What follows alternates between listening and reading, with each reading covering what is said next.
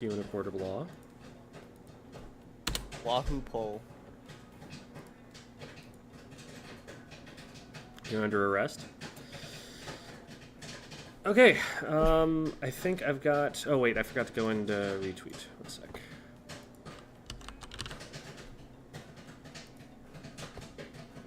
And what'll happen is... I'm so clever.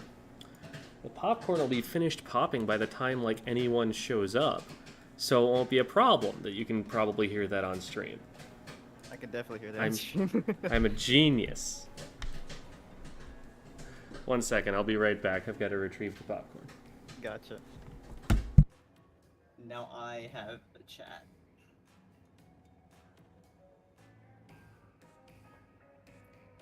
Hi, Devi. Hello, Alphonsini32. Cat Kid, hello. Okay. Popcorn popped. Bag tearing. Bag also very hot. Bag poorly designed. Crumble, crumble. A hood classic. Oh. One of them tried to escape. So, hello Devi, and hello Ane, and Temsa, and hats off the hat. Is it hats are off to the hat, like we're saluting the hat? Or are we taking hats off of a hat? I'm not sure. And hello Alphonsini, and hello Cat Kid, and Monarch, and Okozar, and Whistlewind Wolf, and Chaluna, and Mr. Style, and Sky Yoshi, and Julius's Perfection, right? And Dangan Gamer, and Phydro, and Vile Plume. And I am sorry that I'm not sure how to pronounce your name, but welcome. They say watching from Japan. I can't read Japanese, so I wouldn't know what syllables those are. Neither can I. But hello Eva, and hello Ethereal, and Space Dog, and Tron from the Future, and Creeper Boy. We are taking off the hat from the hat. Okay. So the hat is not a hat that you would wear on your head. And we're taking a hat off of that hat. Yeah, I'm sorry. That's too many hats for me. And hello, Karisu Van Edge as well. It says Piraharu. Well, welcome. Thank you for the translation there. And I probably mispronounced it anyway, but I tried. Effort counts. Sometimes. In this case, I think it would. Do you think the community overacting to some of the new kits is a problem that negatively affects the overall reputation of it? No, because nobody else is hearing those conversations except for us. I think if people come into the scene and they hear people complaining about oh, that game's so broken and unbalanced and blah blah blah, if they hear those kinds of general impressions about it, then that can give off a negative impression. But if we start the conversation by talking about how tentamissiles are bad, someone's going to come in and be like, I don't know what tentamissiles are. And they're going to tune out of the conversation right then and there. So. Anyway, I'm going to get a room actually, first I need to create a pool so that you can join. Ideally so. Just leave my pool real quick. And we're going to put Dash up on screen because Dash is big. He's big, kitty.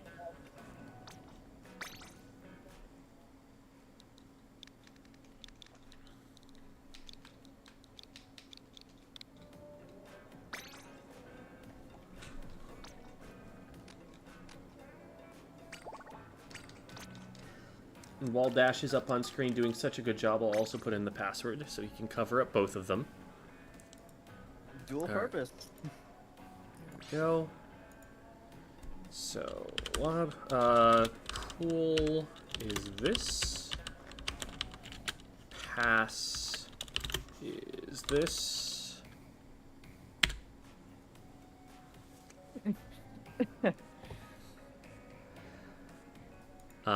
And Devi, you're welcome to come join us. I saw you in the chat there. If Jamie's around, then that would fill out the crew here. I haven't seen Jamie yet, though. Maybe Jamie's off playing Legend of Zelda. I keep forgetting that Dash is a she. So she's named Dash because that's where she was found, on the dashboard of a car. Or a truck, I think. Mm-hmm. But I don't know, I think is Dash a gendered name? Is that a name that people usually give to boys? Like, I don't think so. I think it's like goes both ways, doesn't it? I don't know if I've ever met a girl named Dash. Or heard of. So I've definitely heard of boys. Mm-hmm. And I think a puppy in a movie once.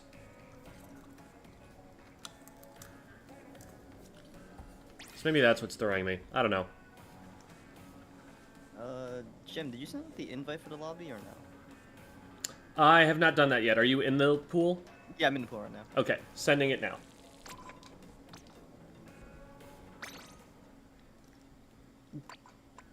There we go.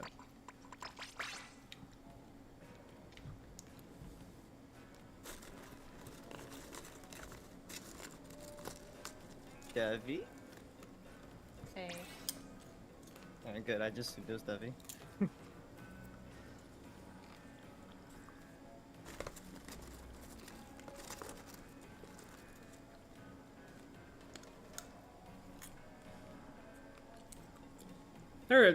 I mean, Chris is definitely goes both ways, because, like, Chris could be short for Christopher, or it could be short for, like, Chrissy or something, Christina, or something like that.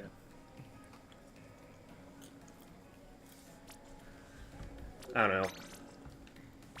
Gendering names is just kind of weird. it's like, you know, we gender a lot less in the English language than they do in some other languages. Like, in German, the word for skirt and the word for bikini are both masculine for whatever reason. Gem, check chat. Specifically the ones from YouTube. I'm pretty sure they look the same, but... Chat from YouTube? I mean, I'm watching both. I know I just saw a question addressed to me. I don't main Blob, but if Blob gets a good kit, maybe I will pick it up. Was that what you were talking about, Debbie? No, it was a VOD rescheduling thing.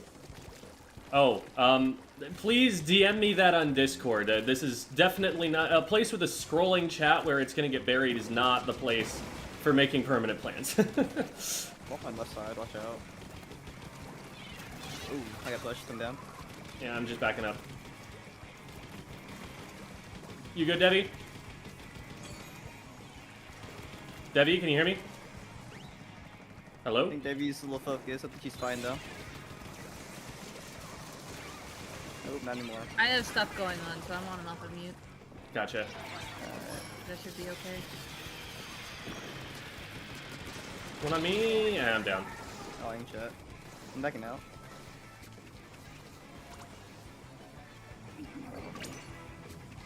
Watch out for mini on ramp.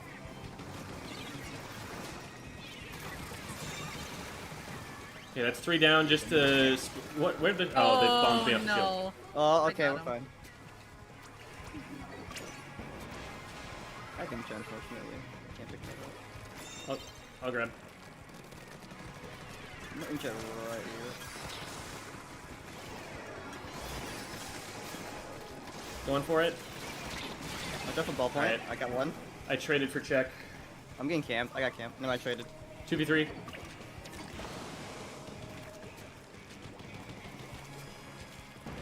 All points above me with inkjet. I can't pick it up. Too bad I am crazy.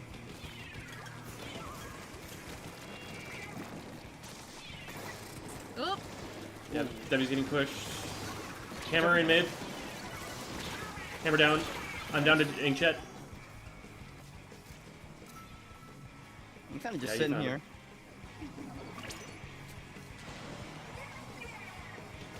Well, Why wouldn't I be there right now? yeah, I'm gonna leave from that. David's getting pushed. Wailing for you. There's Look up 3 behind on me. Nope. They're behind the block in me. Oh, I got one. I got One went Rainmaker. right. One's going to left check. traded One's in mini. right wing. Just to be raising. The pop got me. Our teammate Kraken. I see that.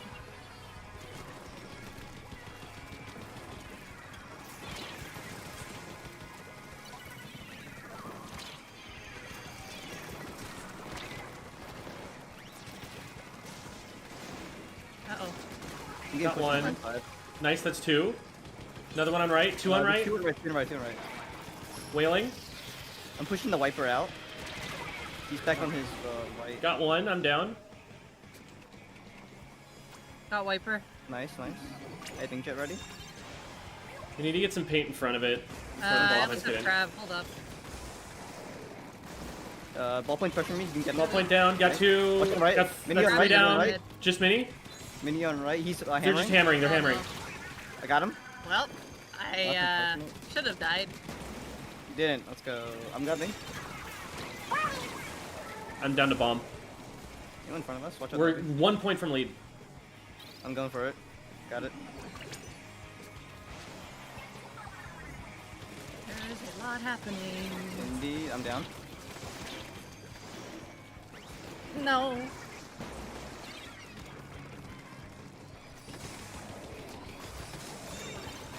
Well, I got him eventually. Mini got me in mid.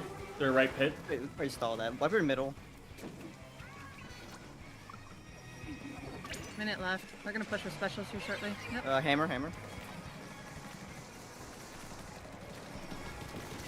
He's gonna get me.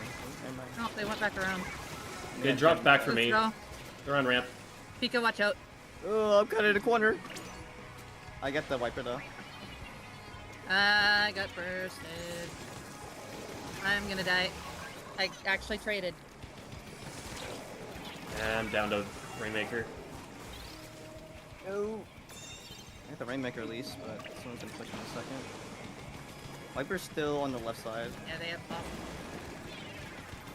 I'm gonna inkjet out of this. Oh. Hi, fellow inkjet player. I'm gonna help you out, John. Several in there. 1 behind pillow. 2 behind Yeah, pillow. it's the inkjet. Or it's the ball point. Okay, that gives us overtime. I'm down. There's Ball point's still two. up. Ball point's still up. Yeah, there's 2 here. That's 1 down. I I can need to grab grab. that. We didn't have time. Okay. There's 2 kind of sharking around middle here. Got 1. Oh, one's to my right. Hit one. Oh, no. Oh, that hammer's gonna get us. I got 1. Uh, I got shot Torpedo by got a me. bomb.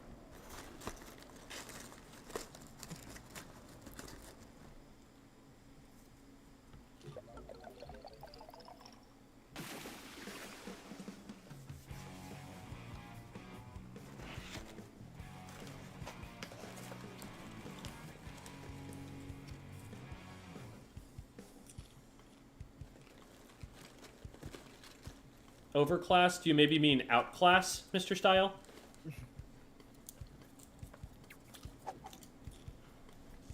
DLC, PlayStation, Splatoon, Ripple. Oh yeah, everyone was talking about it yesterday. It honestly got more publicity just because all of the Splatoon players were laughing at it. Oh, the Square Enix thing from Stars? Yep. Oh yeah, that was kind of funny. I won't lie. Look, kind of cool though, at least. Yeah, I mean, I'd play it if they put out a demo or something. I probably wouldn't buy it. Yeah.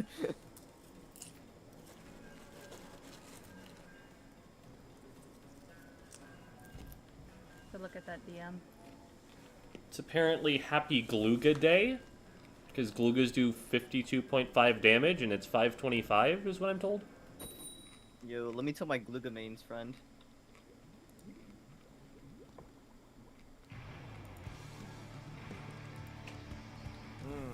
Okay, so it was Temsa who was messaging me. Got it. Thanks, Temsa. I'll get to that when stream's done. It's supposed to be before the thing, unless you read the Supposed DM to be already. before the thing? Well, they also said that, unless if there's a misschedule, also said that they were scheduled for today. I'll double check the schedule once we get done with this game. Oh, there's a white behind us. Yeah, I see it. Oh, so that's Carbon, my bad. Nice. Yeah, same. I heard it and I knew what you meant, and then I was like, wait, is that the word for that? Okay, Brella fell, so they can't stop me. Oh, I got directed. Are you kidding me? You get directed. Who's this guy below me?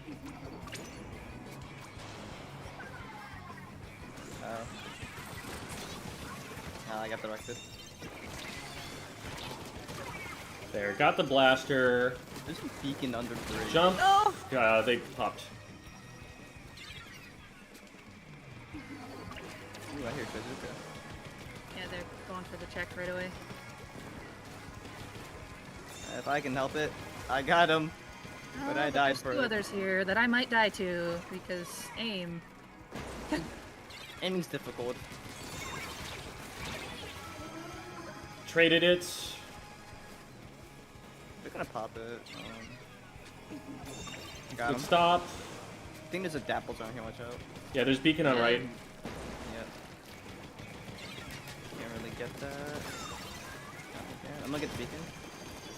Beacon's down. Watch out for Bridge roller weak. middle. I'm down, I'm down. Oh, no. Game point, game. There's a wiper here, yeah. Don't worry, 96 cleaned up a little bit.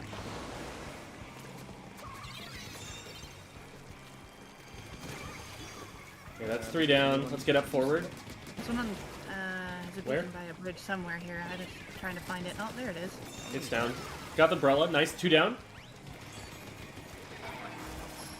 Okay, they're both up here with us, Debbie. Yep. Dapple's down. Got the other. Got the beacon. One top left. Grabbing. Get lead real quick.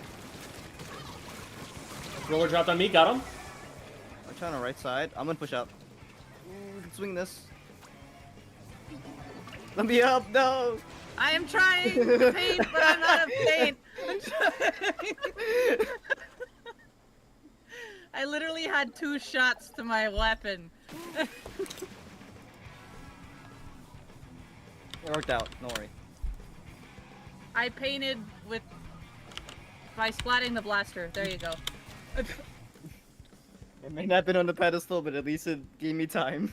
It was beside where you were standing, so it actually helped bait your feet a little bit. Yeah, you know, Temsa, you're right. Get in here. Hop in waiting room. It wasn't on my schedule for some reason, but it was all figured out in Discord, so. You're hitting stop, right? So Yeah. Yes, hit stop so we can let Temsa in. Yeah, let's go, +1. Full team.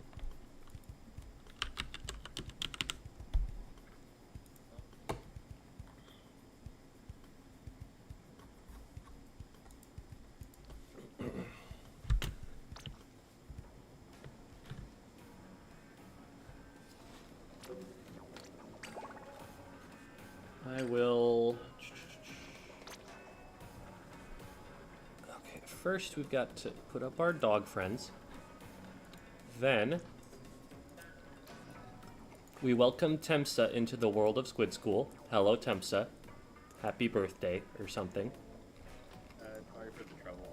No worries, no worries. It was definitely my fault for not writing it down. Here is the pool and password information.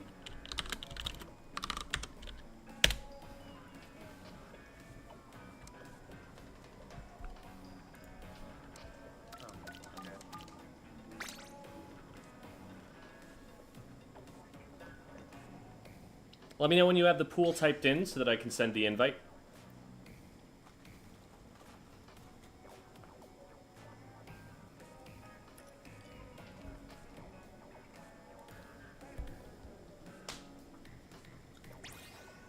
GG CM Zoid. Okay, I am in. Invite sent.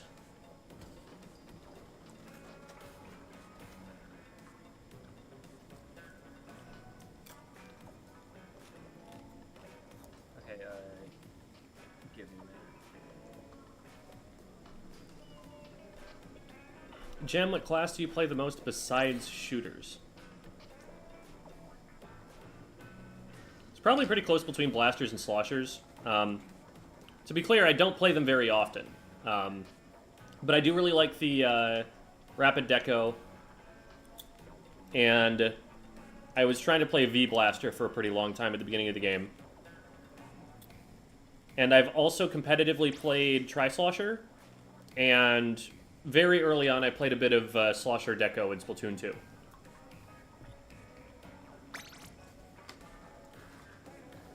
Devil? Hmm? Devil? No, that's my main. Oh.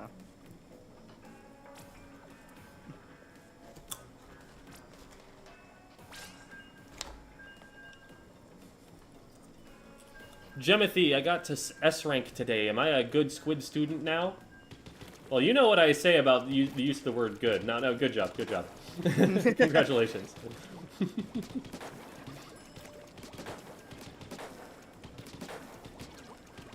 Yeah, I'll be honest. Part of the reason I'm here is because I need help getting out of that, right? Oh, there you go. I think I got to S rank when I had like 150 hours in the game, and I have now doubled my time, and I am still here. So It does take longer and longer at each step. That is just a pattern. Okay, this is a full team. You can tell because of their tags and their banners syncing. Triple Ninja Squid. Interesting. Weird comp, though. They don't have a lot of paint. You can get pop, right? It's a lot Yeah. of pressure, though. You can pop? Yeah, we can definitely pop Nope. if we get No, there in no. time. Yeah, we need to be faster, but Got in one. theory we can. Ooh, comes to just Luna went down sees for me. E-leader. I'm recovering ink right now. I can help you out. I got two. Fine. Watch out for E-leader. Yeah, I'm pushing it. Oh, there's You're a right. on my right, yeah. I don't think to get that guy. got him. Nice. Nice. Okay. Watch out Pushing for up. Slashing Machine. Machine's really aggressive right now. That's the fit. I mean, that's the middle. Oh, That is I Luna, missed yeah. the shot on the Are they Luna. still there? They're still there. Yep. Yeah, he's still there. Still in the middle.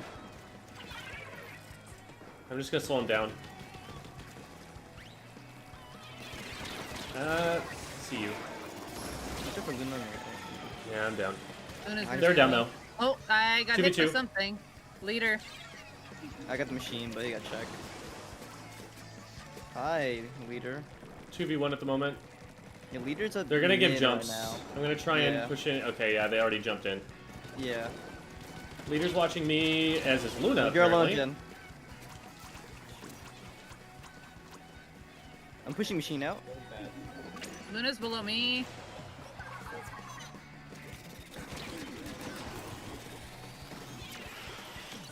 Yeah, watch I've out. got Luna watching me on the left. I'm here. marked Tetris on are right. coming in. Get over there, Debbie.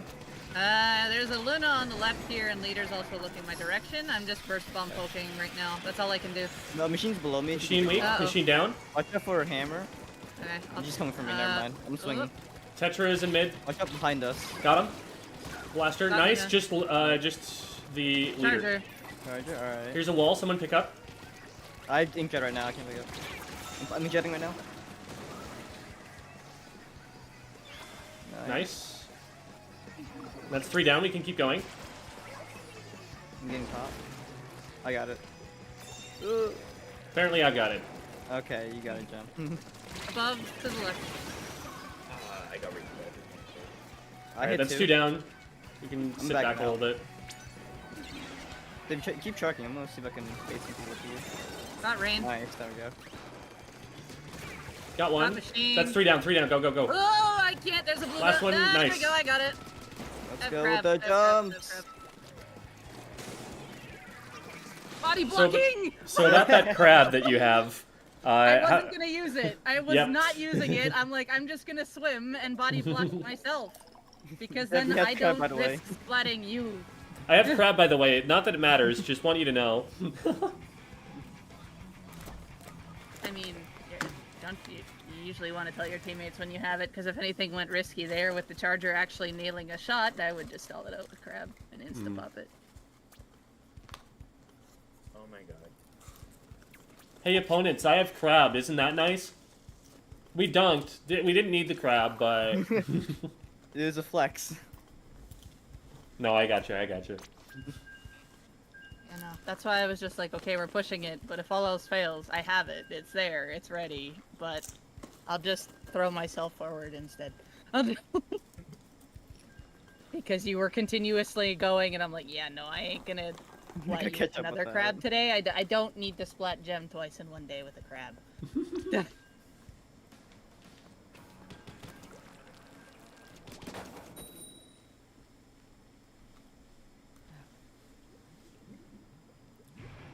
Do you think Heavy Deco, which has Kraken, will be good? I'm gonna divert that question to Devi. Oh, right now it's a real 50-50 in all honesty. Like, Between I can the Heavy Deco and the Heavy? just for being like up there in general, right? So, I think it will be up there, but I don't actually know how much it's gonna be used in certain modes. Oh boy. Okay, we got one with Pop. I'm going top, but I'm out of ink right now. I'm down. Still 2 top left. 3 top left now. Might be able to swing it right if they don't rotate fast. No, they're on top of it right now. Oh, they were. I would love to Oh, have ink right now. Three still up there.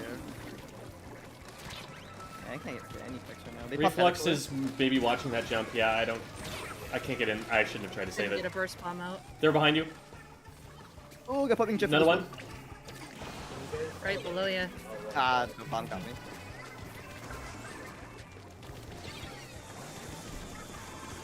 Oh, yeah, the missiles killed me.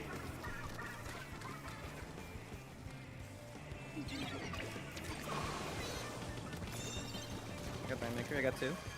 There's one behind me somewhere. Yep, there they are. Come here. Nice. There's a jump to him. Yep, Got the jump. I think jet again. a crab. Push.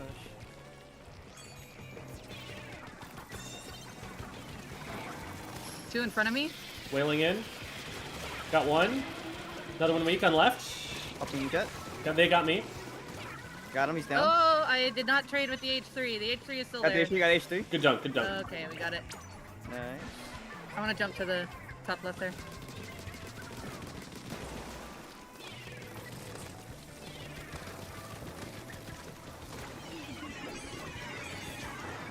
Ah, couldn't get Woo! the...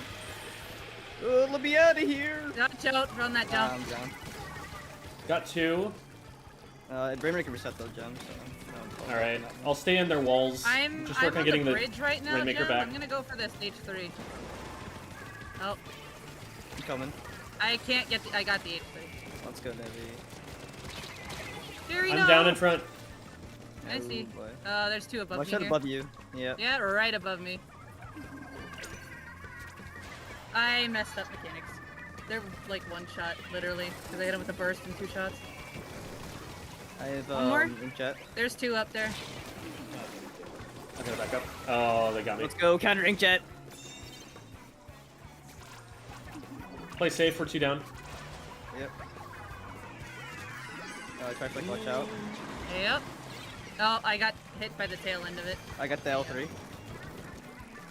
Still, like, some behind the left there. Yeah. Oh, ballpoint's pushing me out. Wailing in for you, Tensa. One pushing. Oh, on me. There's Yeah, I hit him once. I'm down. Or I'm not gonna get him. He's on my ouch ping right now. Ah! Got rain. Okay, I'm good. Nice. I gotta jump. Whee! I have crab, basically. I'll use it when I get up there.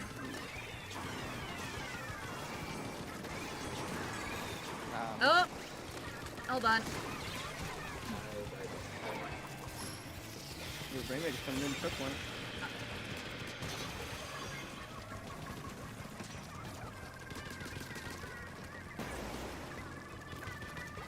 Ballpoint top right.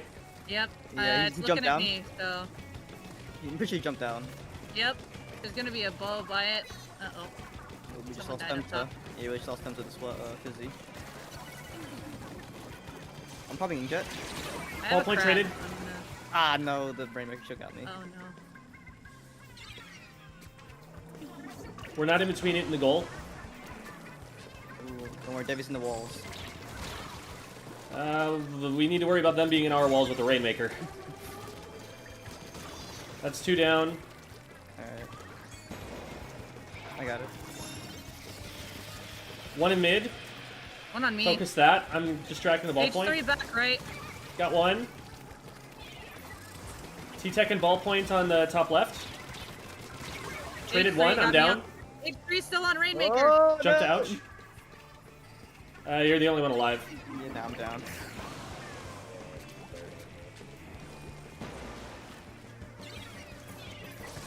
Oh, watch out for the wall. I might have killed you with that. I had no choice but to go forward, so Sorry about that. it's okay. It would have been revenge because I already splatted you once. Oh, he's running with it. Yeah.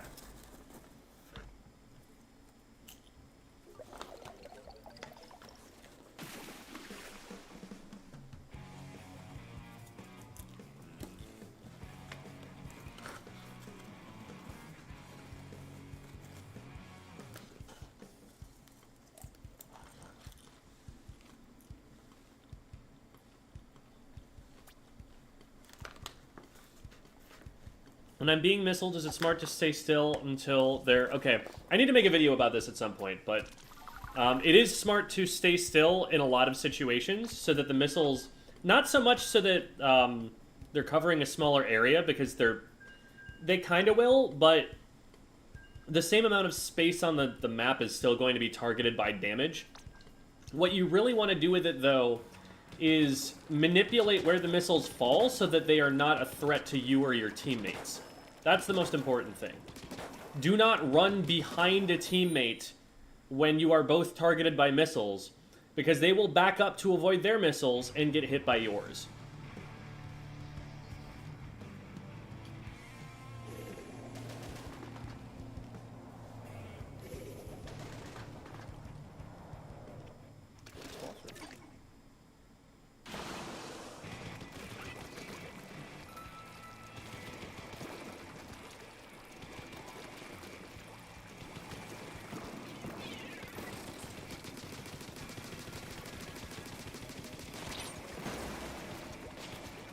Explodes onto me. I'm gonna push them. Rush, rush.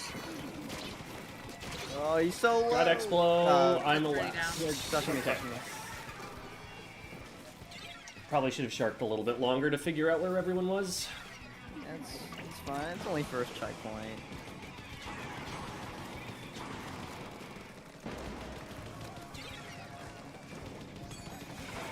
Wailing. Oh, I'm at ink. Oh, no. I missed. I got Me and it. you both. Brush got me, though. Okay. Careful, they could easily just pick that Yeah, back up. they're Yeah. right in front of it. Get out of here. Still right here. Ah, I'm dead to the There we fucking bomb. It's just the Explo. He's falling out the mid, getting jumped to go. Oh, there's a brush here too. Yep, they're behind me. Brush is behind me.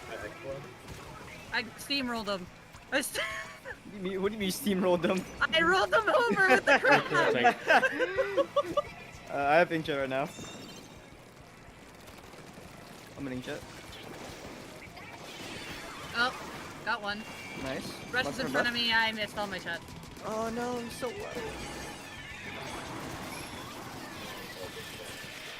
Should above you, Jim. I got explode down. No. Brush it, goal. I am weak. I need to heal. Got him. Oh, watch out No. that wall from where I believe splashes around there. Yeah, 2 on Debbie. I Up, Debbie. couldn't move. I'm out of ink right now. I even tried the squid roll.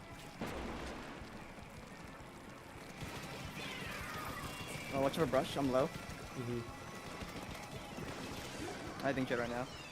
One behind our check. There's one. Yeah. Oh no. Gem, I almost have crab. We'll take up here. Oh, brush on us on our plat. Wayland. Brush is up, got him. I got Another rain. one on me. Brush is Brush in the low. corner, right? Nice. Brush down, Just brush down, expo, brush just down. expo. Push He's up, push up, push up. right. Don't let them give jumps. I'm picking up.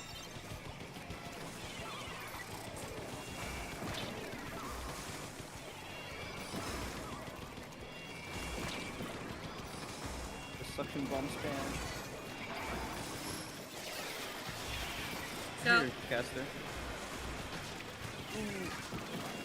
Oh, they were one. No. Oh, they're one.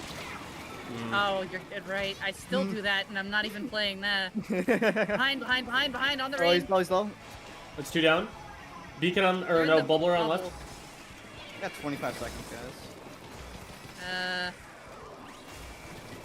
Any cool specials? I just used mine. Oh, it's a bomb! No. Got one. I'm down. That's ready. Rush is pushed up to our plat.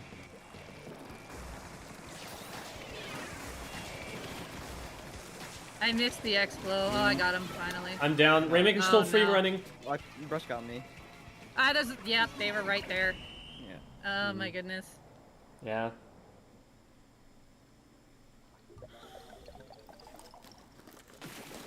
Sorry, I'll be honest. I feel like I'm completely out of my league. Don't worry about it. This team has comp players on it. So I come across them a lot.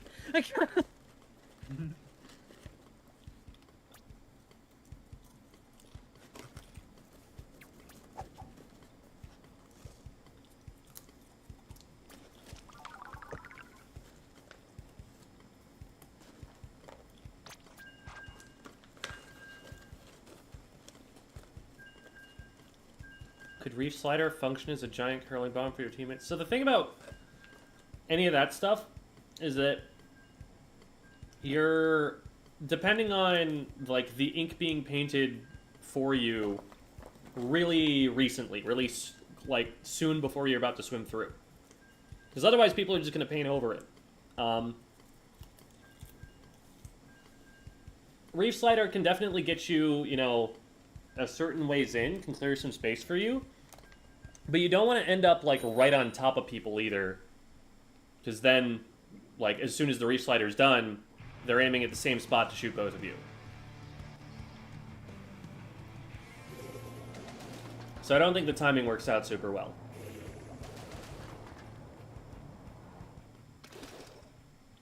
Apples. They're not object shredder dapples, but they'll still do a lot. Can we get pop? I don't think we can we? They have 2 I'm- charged weapons. Alright.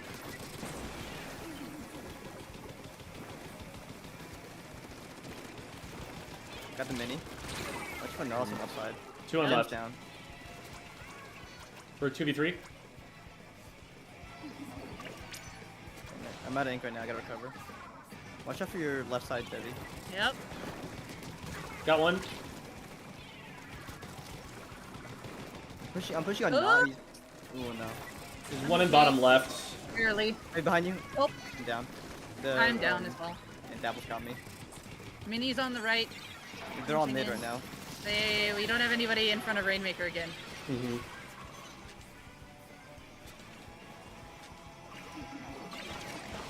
I'm not here, no one's home. Do you need me to play more support, Gem? I am used to flanking more, but if you'd rather I take, like, the center and you flank, then that's I'm probably cool. easier to adapt. Because, like, I can just take up space in mid and, like, fight them head-on more often. It's just, like, I don't get a lot of kills that way. I mean, when you're playing in between objective, usually you get Yep. On my ouch, on my ouch. Nice. Nice. I'll grab. 2 right in front of me. 1 on the left and run to the right. I think the one on the left dropped. They're on, yeah, they're on me. They dropped. Yeah. Okay. Got him. I'm gonna drop this down. On me, on me. I'm behind you with the Behind, crab. behind you, behind you. Oh. Oh, never mind. I got him, I got him.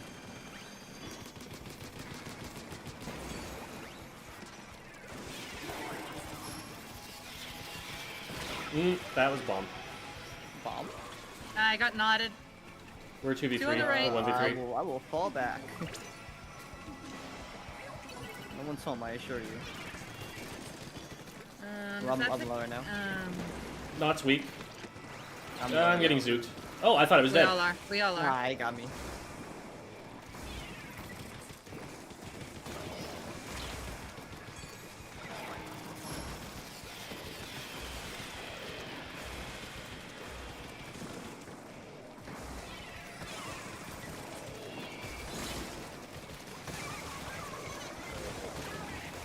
Oh, I traded the mini with... Nautilus is still pushing Nautilus me. got me. Oh, that is 3. That's indeed 3 people. Oof.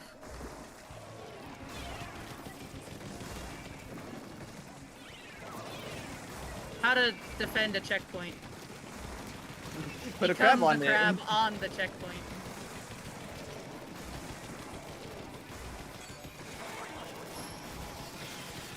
Rainmaker's low, Rainmaker's low. Yeah, the reef slider had it guaranteed. I'm pushing them out, think chat. One on the left, one on the right. Oh, I got 2. screen. Thank you. Still one on left. Yeah, I think it's the dapples, right? There. I can't tell. It was 2.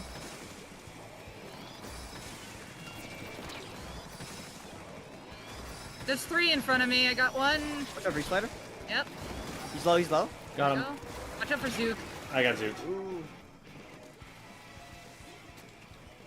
Rain. Oh, Nautilus got me as well. I got both splatlings on me. How'd I go?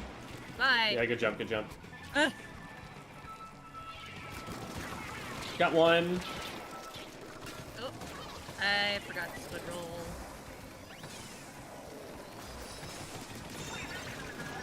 Nautilus down. Shot Jumper one down. back. Another one here, another one here. Got him. That's Wipe. Wait. I think chat right now. Alright. Yeah, I'll grab. I'm right behind you, Jen. Oh, never mind. Hey, you're in shit momentarily. Got 2. That's Two down. Mini on the right side under plat. Yep, I got it. Nice. I have crab. Keep going, keep going. I'm grabbing. There's one to my top right, Gem. Okay. Ah, they got me. Oh, I didn't get him. I hit a shot, but... They're behind me, aren't they? Alright, good try. Probably. Yep.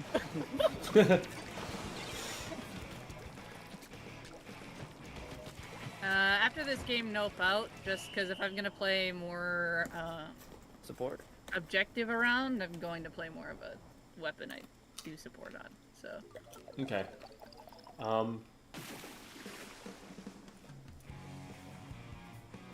I can also play like a splash support if you want to play something more aggressive. That's fine. I'll adapt. It's stuff I'm working on anyway, so. Because if... Okay.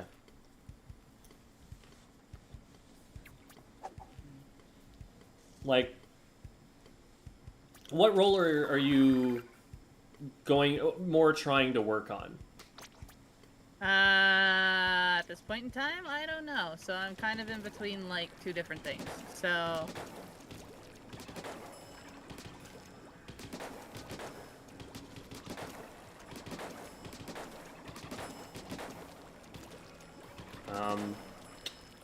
All right.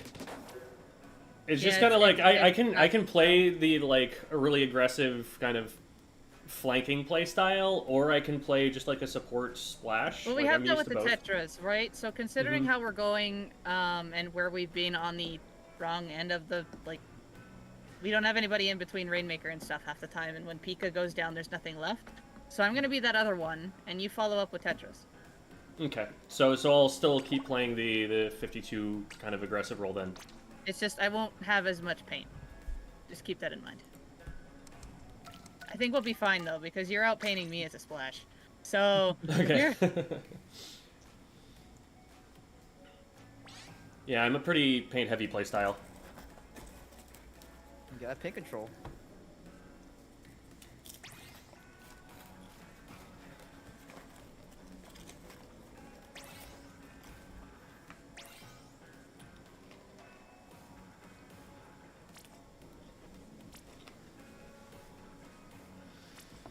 I see. Well, this is brave, but let's do it. It's brave? We don't have a lot of paint at all. I mean, Oh, trust me. I was about to switch the Hydra and I was like, oh no, this is not a lot of paint. you need someone to like be in between them.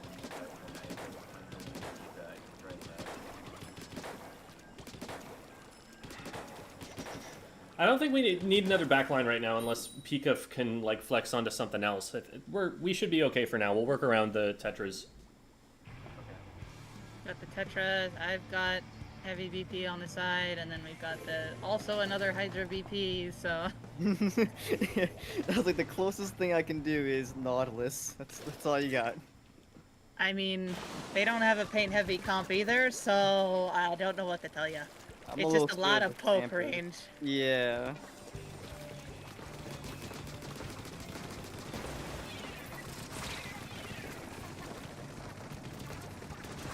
Hydra's almost out of charge. It's behind the box. I'm low. I got in too low, too I'm close. painting. Thank you, Debbie. I took a Hydra Funny behind the enough to box. say. Yeah. Ooh, those Stampers are playing off each other. Yep, Watch out. they are. I know two of I'm them, down. so Yeah, Oh no. they're gonna be on our ramp. Definitely. Maybe our goal at this point. They're just casting to me. Zip is weak. No, I couldn't get him. He got out. I'm just gonna focus Rain. got one. Got Nice. 1.5. One and a There we half. go. And Last then there's one. right below on the Right on pillow. me, right on me. He fell back. Got him. Yeah, Nice. let it reset.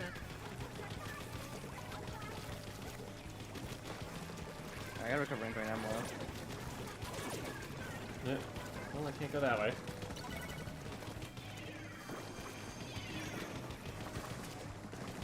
Watch out on the left side, double Stamper.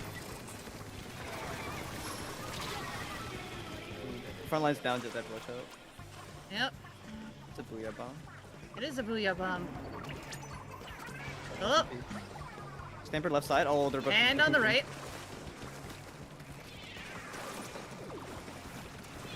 We have two ink jets. Pika, I don't know if you I'm want gonna to pop use yours yours. first. I'll pop mine.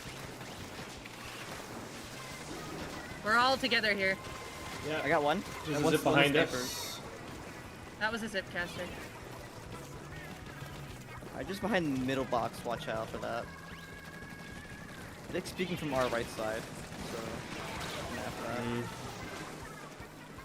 Yeah, bottom right. I got one of them. Trying to get the secret off you. Oh, Stamper's on me. Stamper got me. Trying to find him. Got one. Down to the Rainmaker.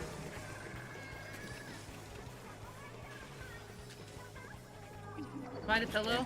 Yeah, Stamper is pushing me from plat right now. Poked it once. I hit two people over there. I don't know what the hell they are. Oh, I'm dead already. No! Wailing ahead. Got me from below. I'm gonna pop Inkjet here. Nice. two down. There's still two there. I'm pushing him out. There's double Stamper They're on the left side. Nice. Got one. Yeah. One fell back. Got him. Ah, nice. He traded me though.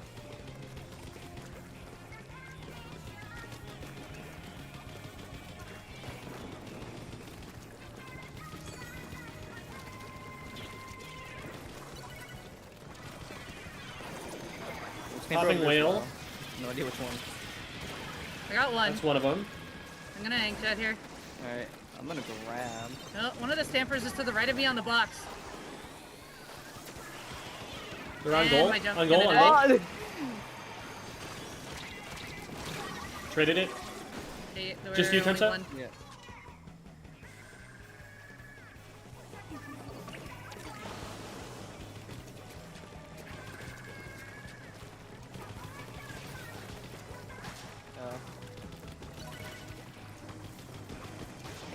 Stamper got me. I mispredicted. Is this a bad idea? Probably. I traded. Most likely.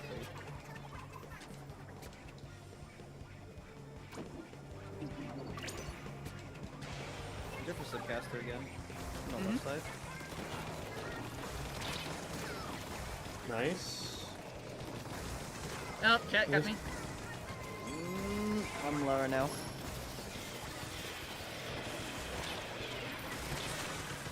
I'm going to leave chat momentarily. We're just gonna I got stall it one. out in the corner. I got the Rainmaker. Look, two below you, Debbie. One Yep. below Debbie. I think C-Jet fell back. Don't know where he went.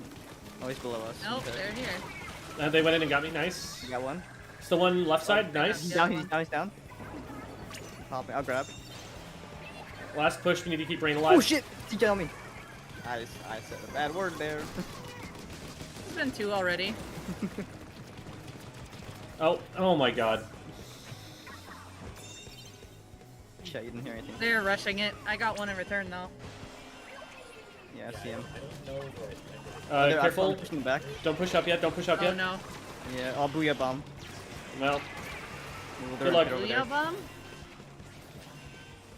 yeah, they're Hydra. Got the stamper. Oh, I got him, but we fell off. Ooh. Yeah.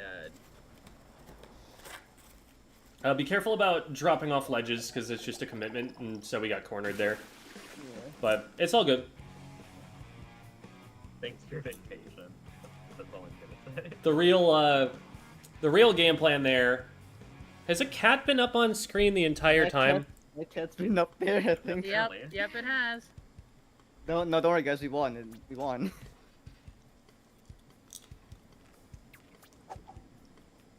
Yeah, we won. Don't worry about it.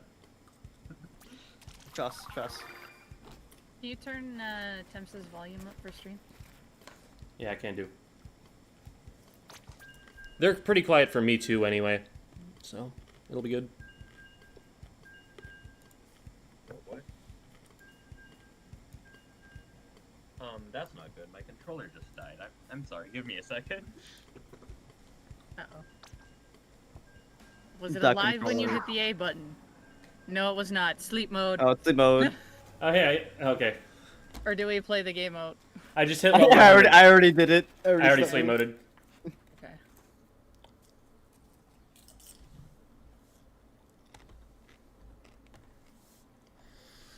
Did I just hit level 100 on that particular game? I think that might have happened. Because I think just got a so. badge.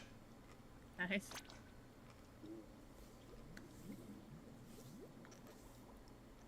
Level 100, and it was a full cat cat game. game. Beautiful, beautiful. Just the way that Yeah, it's meant to be. Because we won, you know.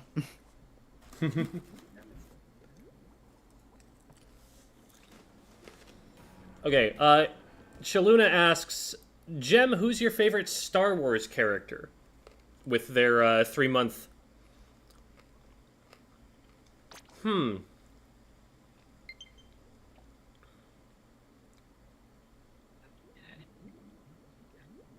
I really like Obi-Wan. I like Alec Guinness's portrayal of him. I think that Ewan McGregor's portrayal is really in keeping with that, and he just works as a younger version of the Alec Guinness character. Just genuinely good guy.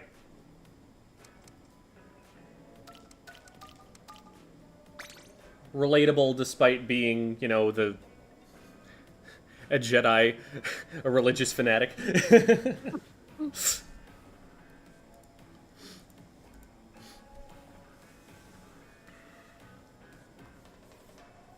Most of them are very, very academic in the way that they speak. And he's just totally down to, go hang out with a dude at a bar sometimes.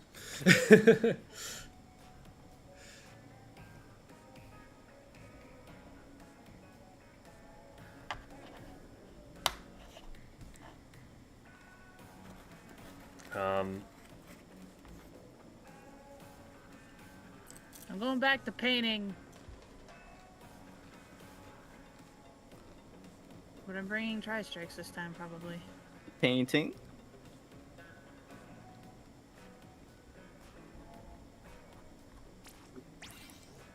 Time for dog game. You're right. No.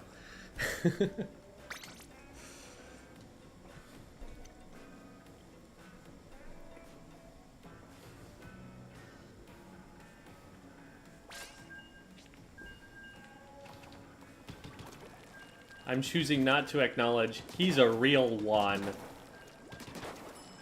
Nope. Not gonna give it any attention whatsoever. He sure is. Anakin is an anagram of Anarchy, which is a brand in Splatoon, which means that every story that involves Anakin is a Sploon reference. That's a take.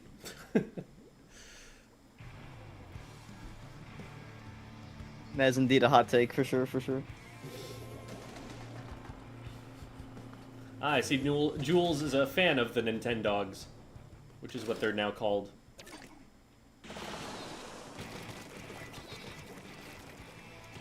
I ran into flower pots. The They're Anakin really Splattershot Nova.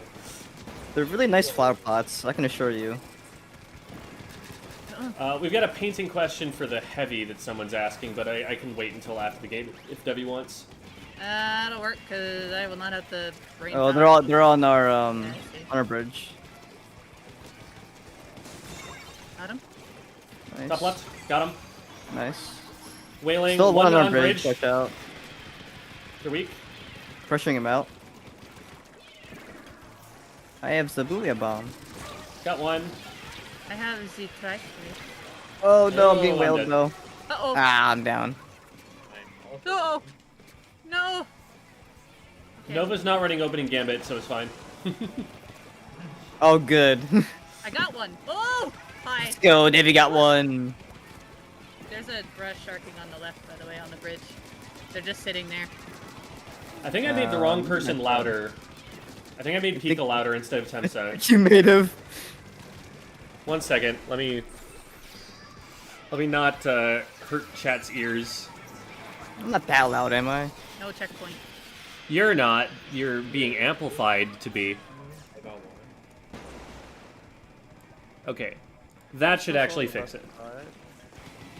Hey, chat. Let's go. We can hear Temsa. One on bottom left. I briefly forgot what left was. I am dead to I bomb. did too. Don't worry. Hello. There's a brush flanking. Brush flank. I'm trying to save Where? it. I'm on the Booyah back. anyways. I I'm know, on Booyah. that's- Hold it, hold it, hold it. Okay, good. You're fine, you're fine, you're fine, you're fine, you're fine, you're fine. Dropping right here. Got brush. Ooh, nice, it got me. Nice, it got me. I'm probably dead to that. Yeah. I gave them some paint. Oh, I didn't die! Oh! Brush off. Heavy cheating death. A classic. Okay. We have that I Temsa have is the audible. Good, good. Brush it once first, Brush twice. is left. I am marked. This is not good. Be marked. They're going for it. I can't stop that. I'm literally in hell. I got one. There's one in the left corner. It's a Nova. Trying to Behind help. me. Eh. I forgot that I now have T-Rex arms. At least that's how it feels to me. Yep. Debbie for gore. Well, I got someone. That's not where I wanted. They have Rainmaker though. Oh my god, I missed every shot. Oh wait. I was on top of that. That was just my fault for No. missing. Alright, I got the Nova. That Oh, means we picked anything. it up. Yep. Gems going in. What do we got here? I got a Booyah Bomb Oh, the already. back Mostly left. top left. Okay, I try strike the top left. I'll follow up with the Booyah Bomb. Oh, the bucket chased me. Two on the left. Behind. Yeah, I'm running. Don't worry, I got the Booyah Deacon, Bomb. watch your back. You got a flank on you right now. I know, I'm running! We got check. I couldn't get him.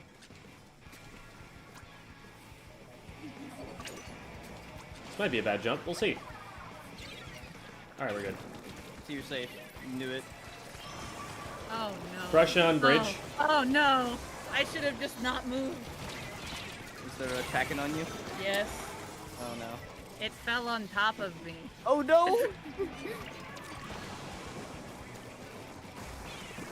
I don't know how I didn't get the brush, but I didn't get the brush. Oh no. Oh no. They're all at the goal, by the way. Like, all of them. No, they're gonna get it. I don't charge.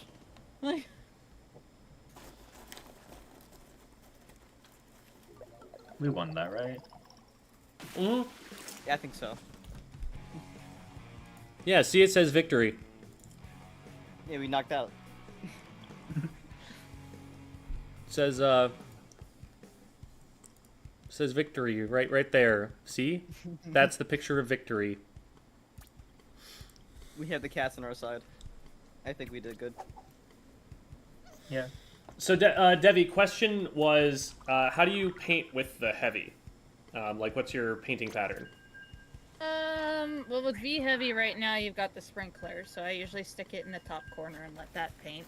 But then otherwise, you're charging forward, and of course, like, you're shooting in the general area where your teammates are, and basically just kind of follow them. So it's like hit or miss, and as long as you're close, and then you just kind of paint around. Like, there's really no tactic to it. If you want to really control an area, you do a charge, and then I do kind of like the little up and down motion when going for a charge through. I was wondering if you were going to do the up and down motion. Yeah, I do it sometimes. It's not often, because a lot of times I keep a straight line anyway, and then just kind of go sideways swipe, just because some people shark, and if you keep the straight line, it hits more.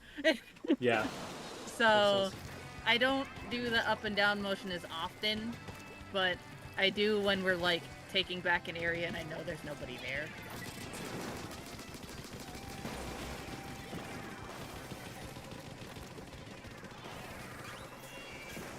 But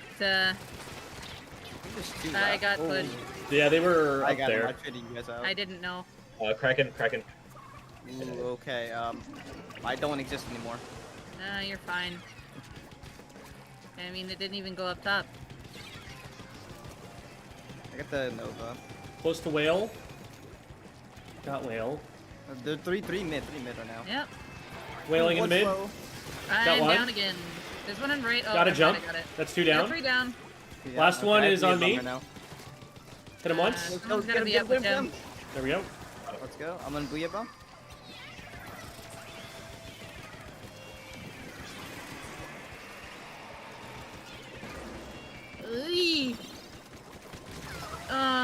Behind you, Jem. Yep.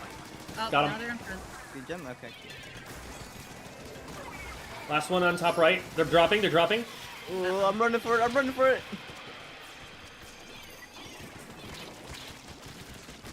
I got him. Got one. I'm down. 2 at goal. Yeah, I'm not pushing anything. There's a brush on top right. I'm marked. There's a bomb in front of my face, and I'm being whaled. Whee! I'm. Just go light. Guess what? Rush My me. turn. Got him. I'm down. No! Try slosh on right I behind you. got one in return. The wall didn't die quick enough. I got 2 apparently. Okay. Some jumps in real quick. Yeah, we're good. They're basically in spawn. Got one. Oh. I'm halfway to Booyah. Is it 96 got me. Yeah, it's popped right now. 96 ramp.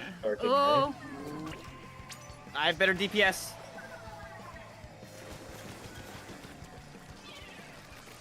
you have Booyah, I'll take Oh, it. When we have On the the right chance. side. There's one in front of the block here. 2 came out from right. They dropped out. Yeah. They're between us and... Here. I'm gonna Nice. fall back. I'm gonna wait in the corner for a second. You do that, Debbie. You do that. Oh, hi! Well, it worked out. Kraken? Yep. Hi, Nova. It's after me right Shoot, now. I missed everything. You got Kraken. Nice. There's still a brush on the right. Oh yeah, they're behind no. me. I have a Booyah. I'm dropping it. Got brush. Oh, they- Rainmaker, They picked up. They picked up. Got Yeah. it, don't worry. They'd run into me if they got past you, so. Try on the mid block.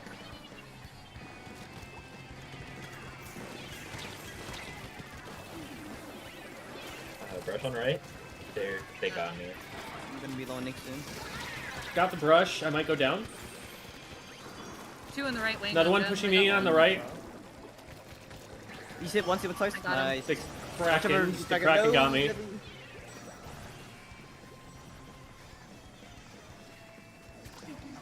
I got the Kraken. Nice. I'm recovering right now. I have Booyah Bomb.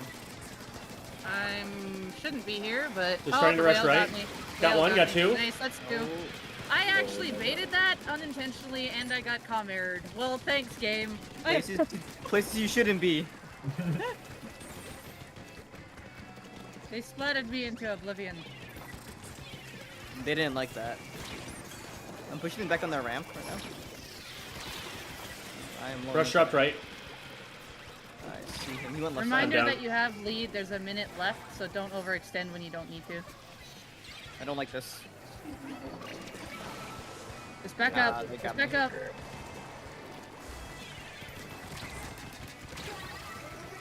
Yeah, nice try. Rip.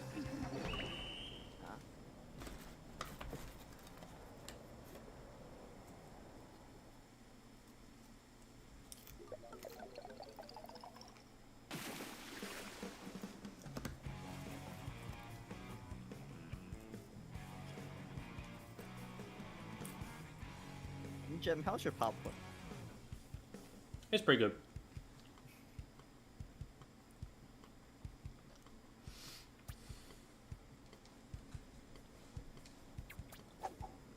It's funny because I never get a message of you DC'd from the match. Yada yada yada. Timeout warning. All that jazz. It just kicked me out. You weren't allowed to do what you were doing. Well, that brings us to the part of the show where we're gonna do the VOD reviews anyway. Yay. We were probably 1 game over that point, but It was fun, okay? yeah, GG's. Story itch. Okay. So. Okay, Temsa sent me the code, and then Pika. There's the code. Okay, so you both sent it to me yesterday. Perfect. So, I will go and grab Temsa's.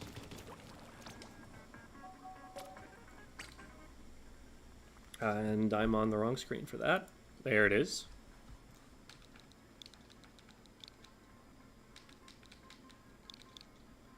W09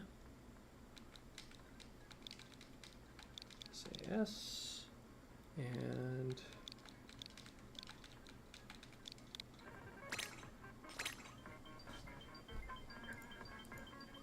I'm now working on getting this broadcasted to Discord so that you can see it without lag.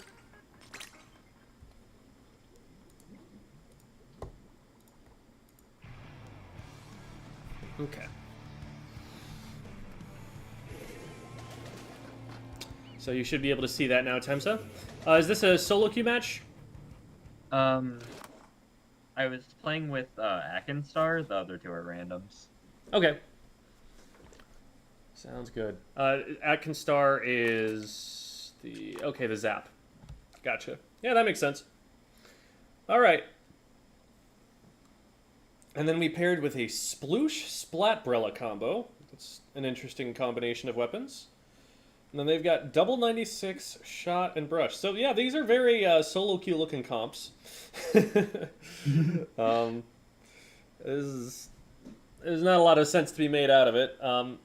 Generally, you've got a very fast moving comp. Both you and your Sploosh are gonna like having Tacticooler. And the Zap can move pretty quickly as well. Good painting weapon. And lightweight movement. So that's all pretty fast. Not a lot of range, per se. I think you are actually the longest ranged weapon. It's either you or the Splatbrella, but I think it's you of the 2. I'm not sure about that one. But then they've got 296s, which is going to be a lot more difficult to push into. It's important to play with knowledge of where they are, and specifically where the wall is going to get put, because the wall is going to get in your way if you're not careful, and that'll give them free shots while you try to get into range. So you got to be careful about those. There are also going to be a couple of splat bombs here from the brush and the T-Tech. So they don't have a ton of pushing power. They're not super fast, but they're not going to be the easiest to push out of the way either. So that's something to think about.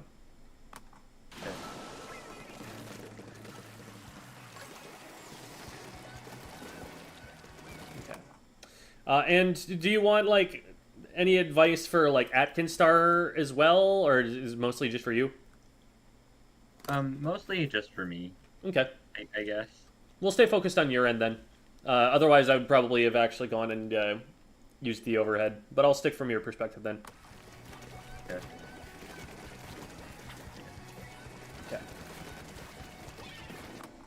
Okay. Throwing clams to teammates is a dangerous thing to do in an area where there might be an opponent looking, because even if they even if they haven't seen your teammate, them seeing the clam moving might make them aware that there's somebody over there.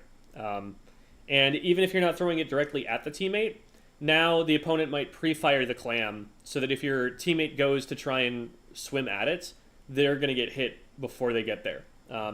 So if you're going to, like, throw clams around and stuff, you want to do it either once opponents are splatted or in an area where you know they're not going to get shot. And going around that corner, that's it, like, the moment the enemy team can see them. So that's not when they want to be receiving the clams. So this might be an opportunity here to go after the 96. It's a little bit of a reach because you're probably going to have to roll at least once to get in range. And in that time, if they're looking, then they might be responding to it. So I would maybe go for, like, one dodge roll and then see if it's safe. And then if it's not, then you can just dodge roll backwards and get back around the corner. Or if it is safe, then you can commit to it and keep going. Okay, that works. Yeah, we got 2 for 1. Yeah, Mhm. I was going to dodge roll towards them, but they already got splatted, so... Alright, well, there we go. Nice, nice. Good job going in and getting that. And we've got a power clam. From here, you probably want to be going a bit deeper than this. The Tetra Dualies are a weapon that is uniquely capable of moving into enemy ink, because you can roll over it, and you don't have to worry about having it painted even. So, if anything, you want to be further into the enemy side whenever you get the opportunity. One really powerful position on this map is if you go over to the left side after you push up to the basket. So, like, you get around that corner that's on your left here. Because if they are able to get... Can you see my mouse? You probably can't see my mouse. Let me just pull up Cenobitting/plans real quick and do it from there. This is Scorch Gorge. Clam Blitz, overhead, set background, boom. And then we go here, here, and we check to see if it's showing the right screen. It is. Boom. All right. So you are currently right here, looking at this basket, and a really good. Not showing on Discord. Sorry. Oh, it's not. It should be showing what I'm streaming on yeah, OBS. It's showing now. Okay. So, a really important place to control if you want to lock the enemy team out is this area right here, for a couple of reasons. Number one, if they get to this area, then they can drop out and come up behind you. And if they do this, they cut you off from being able to go back into mid and get more clams. So that's a play that you want to be able to stop. And another thing is that if they've got someone right here and then someone right here, they can pinch this area pretty hard and get you out of the location you can score from. So to avoid both of those things happening, this area is really important to take, and you're one of the best equipped weapons to take it. Because you have the mobility to be able to move in here first, paint up here second, and then have control of it and be, sharking around or doing something annoying. At some point, you're going to want to, like, maybe move back over here to score your clams, but right now is the time where we can take control of this. We can score the clams for as long as the basket's open, but if we don't get control of this now, an enemy player is just going to take control of it, and we're going to lose the chance to do that. So I would be moving up and taking that first, and then looking for maybe when to score. So let's swap it back to here. Okay. Nice pick. I would probably actually score those clams a little bit slower. We've just won a second fight after the first one that helped us open the basket, so we've got some time. And what needs to happen in the next 5-6 seconds or so is for someone on our team to back up into mid and grab more clams and bring them. Because if we just throw all of our clams in right now, then we only have the amount of time that it takes for the basket to, go all the way down to get more clams to score.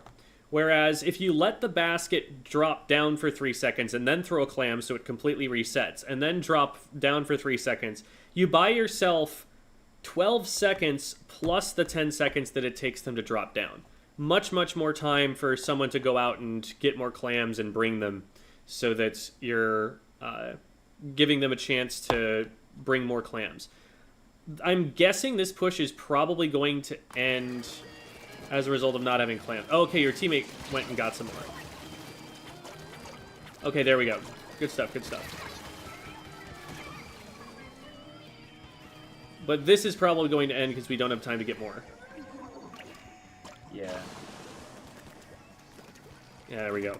Because they're having to make desperation plays to get those in there. Whereas if the people around the basket who are guarding it just take half a second whenever they're safe to throw one extra clam in there and then go back to protecting the basket, you keep the enemy team back while also keeping the basket open. And you don't have to hard commit to just sitting underneath the basket, cutting all your peripheral vision by looking straight up into the sky and mashing the A button instead of, looking for enemy positions or anything.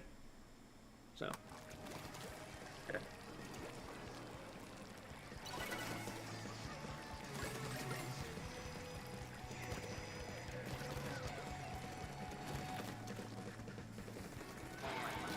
Now, at some point, you do want to throw all the clams you have in, because if you realize that you only have a certain amount of time before the enemy team is going to be on top of you and overwhelming you, then just get all the clams that you have in while you can. So don't let it cost you time that you could be scoring. But if you're able to keep it open for longer and prolong the push for longer, that's the ultimate goal. That's the situation where you go from 0 to 100 and just win in one push.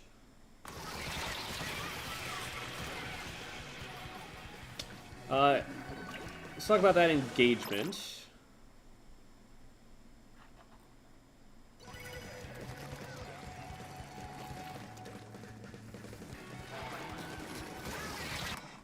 There was a question in chat, when will you go live again? I always stream on Sundays and Tuesdays. Sunday is Silly Comp Sunday, and then Tuesday is the Squid School stream. Thursdays for the near future will also be stream days, because we have the Squid School summer lessons, the Squid Summer School lessons. That's what it is. And then whenever else I feel like it, basically, is the answer to the question. So, this player goes down on the left-hand side, and what we probably want to be doing here is rolling to the left. I know that puts us closer to the enemy team, and that is dangerous, but what's happening right now is we're sitting on top of a killer whale. If we stay parallel to the whale here, then we're just going to steadily take damage and go down pretty quickly. So we've got to get off that line. And so we can either do that by going to the forward left or the back right. The back right is probably where your teammate wants to go here, because they only have so many movement options. You, on the other hand, have the ability to dodge roll, and so it's probably better for you, if anyone, to be in this awkward, behind the enemy team position. You might be able to get underneath one of those ledges there. You see how both of the ramps, really, the one on the far left and the one further to the right, both of those have cover, that little corner of the ramp that you can see, that you can use to make it hard for them to hit shots on you. And either one of those would be a solid defensive position to keep you safe for the time that it takes to splat this whale user. Yeah, I think because of the angle I was like entering that, I didn't really see the brush, so I was just trying to avoid the 96. The whale, like, once that goes off, like, first priority needs to be just, like, get off that line so you don't die in, like, 1 second.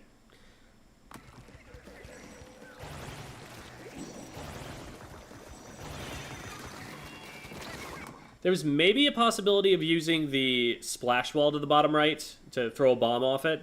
At this point, obviously, that's gone. We want to make sure that if we're going to reveal ourselves, that what we're doing is cutting off the routes that the power clams have to be able to get to the basket. With paint, ideally. Like, if we paint so that they have something that they have to repaint to be able to travel forward, that's going to slow them down, and it's relatively low risk to go for that a lot of the time. I'm worried about staying this far back because this might make it so that, like, a single splat bomb or a tri-strike or something is threatening all three of you at the same time, and it forces you to move in pretty drastic ways that are easy to capitalize on.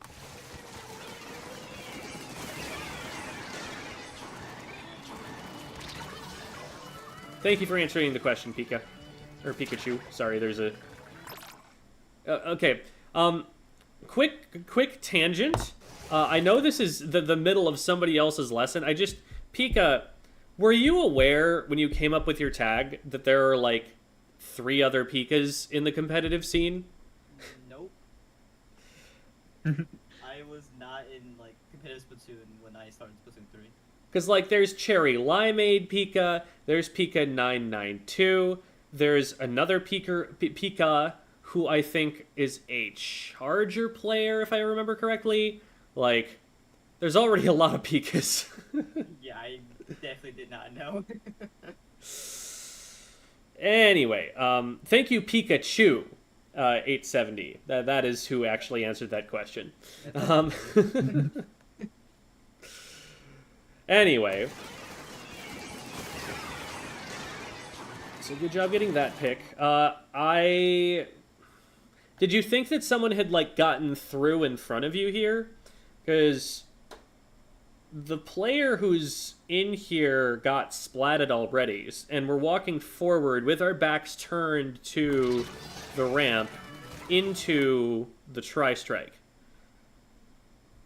Yeah, I don't know. Gotcha. So, like, if you're focused on, like, I need to get that player out of the base or something, I get why you'd be, like, looking in that direction. We can see from the X that they've gone down, and so that's information to maybe start noticing a little bit more, so that it informs your decision-making. But big thing there was just when the tri-strike goes out, it can be a little bit more subtle than a lot of the other visual cues, the little dotted line that it makes. But that's one of those things that you want to train, alarm bells for. Like, as soon as you see those, you're like, okay, this is a death zone, I'm out of here, bye.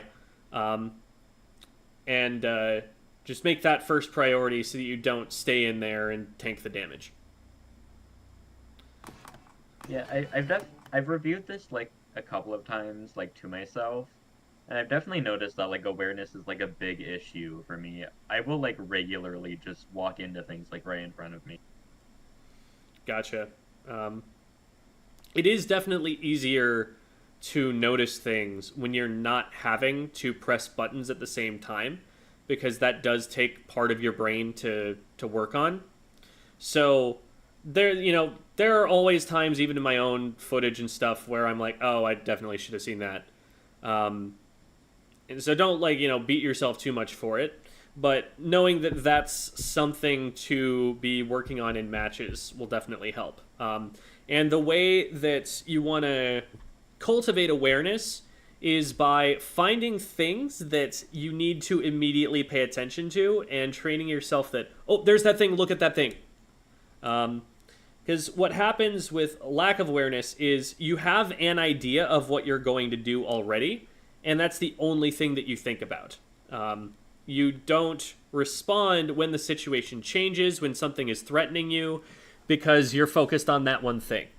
And so your goal is to make it so that when that one thing happens, you are jolted out of whatever it is you were thinking before, so that you notice the new thing that's more of an immediate threat.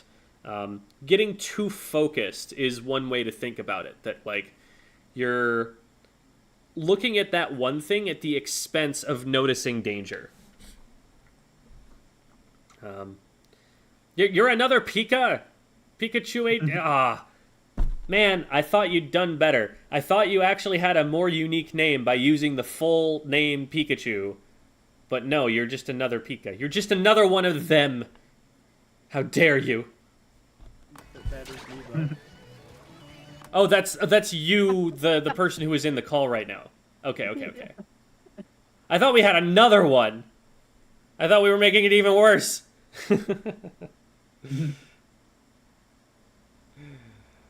Like, I am Pika, like, yeah, which one?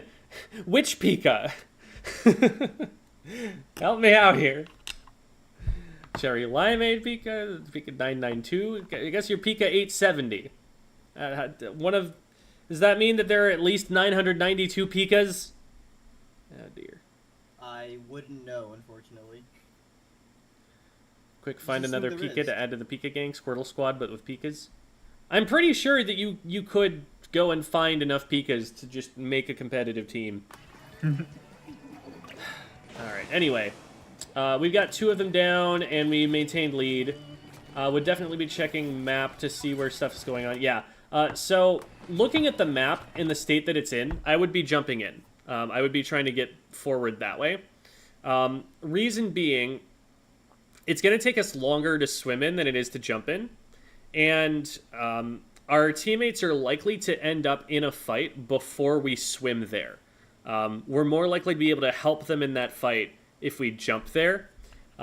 It's a way of, like, keeping yourself in a position where you have an impact on the game, basically. Like, you want to maximize the amount of time that you have agency over the match. Minimize the amount of time that it's just a coin flip or you're relying on your teammates to pull something off. That's a good, piece of solo queue advice, but it's also really important in a team environment where, if your team doesn't have you, then they're in a 3v4, and it's a little bit harder for them. So always try to, if you have the opportunity to jump, especially since you are a weapon that has a built-in dodge roll that will help you get out of danger if you need it, definitely look for those kinds of jumps, because I think here there were multiple options that would have been safe to jump to and would have gotten you there faster. He's Pika, you're Pika, I'm Pika. Are there any other Pikas I should know about? Meow.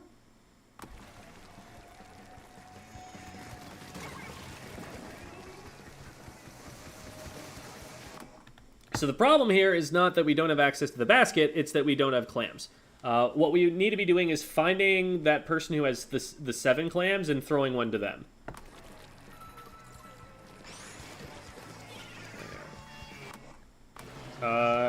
Oh, we're jumping back for the pity. Yeah, but someone already grabbed it. I would not super jump back to get the pity clam. What I would do is push forward and try to keep the space around the basket clear and try and lock it out to make it even more extra safe. And then if you get splatted in the process of doing that, then when you swim back out, you grab the pity clam and jump it into a teammate who's still there trying to work on the push. When you jump out, that removes your zone of control at the basket. That makes it so that, like, there's one person fewer to stop them from reclaiming control of the basket. And we haven't actually opened the basket yet, so we want to at least stay there long enough to guard the player who's trying to get the basket open. So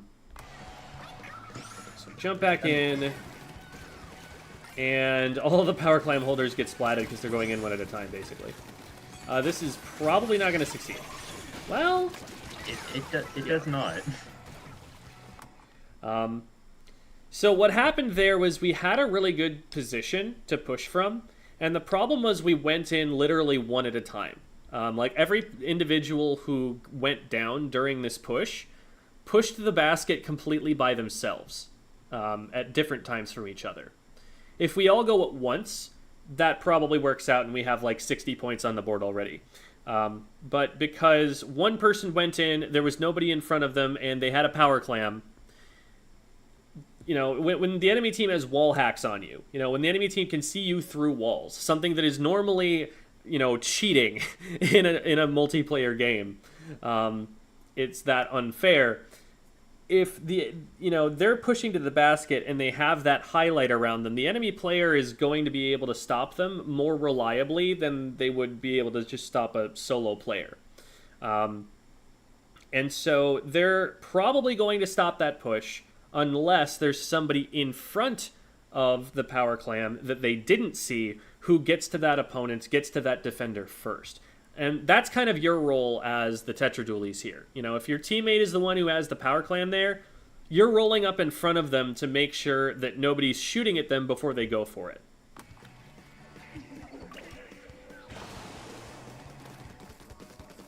Eels was probably jumpable, probably not anymore. This is not, there are plenty of spaces on the map that can be painted for special. This is not the one that I would take because you want to get into a position where you can have an impact on the match as soon as you have that special. What's going to happen if you paint from here is you're going to get your special, and then you're still going to have to swim halfway across the map to be able to do anything with it.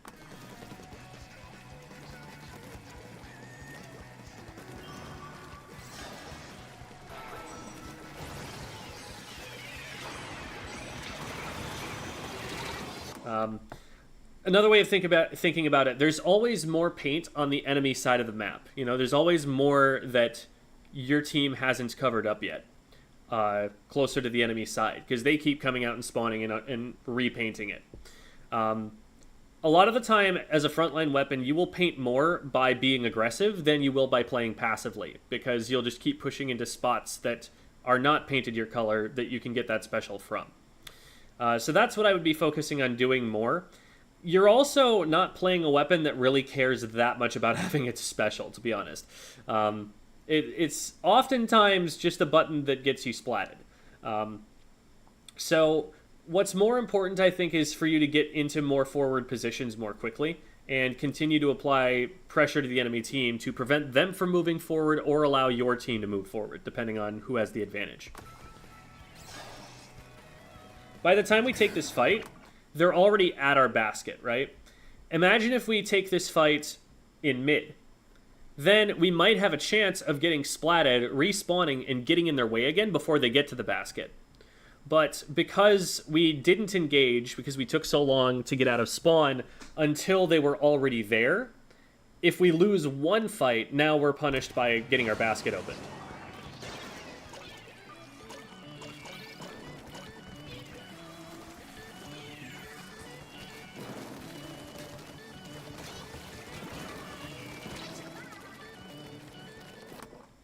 What I probably would do there, because what you're worried about here is if an opponent like throws a bomb, let's say, at Mo, who has been very visible here, that now both of you are threatened by that. I always try not to step on my teammates' toes, not to be like right on top of a teammate, especially in a situation where we were really close to our opponents pretty recently and there might be a fight that breaks out. So what I would have done instead is, you see that little slightly raised platform right in front of you? I would have hopped onto that, painted that up, and then dropped over that in some direction to get out and around this corner without having to step on my teammates' toes. I think something happened here that seems to be tricking you into thinking there's like someone there behind the basket. There isn't. Maybe like a bomb exploded back there or something, and so you're still watching it. But with your teammates pushed up this far past the basket and the basket closed, we can probably assume it's safe to start pushing forward at this point. You know, if they had clams back there, they would have thrown them in already. And if, you know, they were just trying to shark you back there, they probably would have just shot you guys in the back already. So at this point, like, look at where Atkinstar is. You can. It's funny how we get this camera angle of like how far away they are and how they're in a fight and how they're starting to be in trouble because there's a bomb being thrown by a second person who they're not fighting currently, and this is probably not going to go well for them if they stick around there. And they're this waying, and so like we've spent a really long time just kind of sitting right here under the basket, not collecting more information, not putting more paint on the map, not really having too much of an impact after the basket closes. You're a weapon that really wants to push up and take an aggressive stance. Like, you could probably have been down and with Atkinstar by about, like, 143 here. And, like, look at how long... 142, 141... They spend, like, a whole 6, 7, 8, 9, 10 seconds out there. Yeah, so...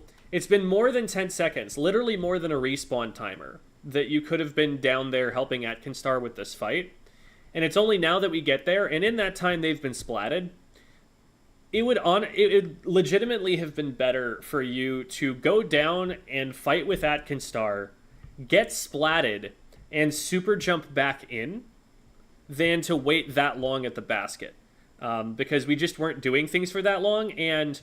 with your weapon and with the quick respawn that Tetras tend to run, I haven't actually checked your gear, but that's what people generally do. Yeah, you're running it. And you've got a bunch of quick super jump as well. With all of that equipped, even if you go down and get nobody, you're still back into play and back in the action faster than if you hesitate to move forward into mid for this long.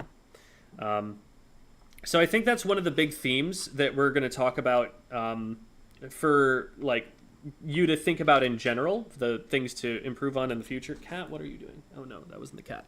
Never mind, we're good.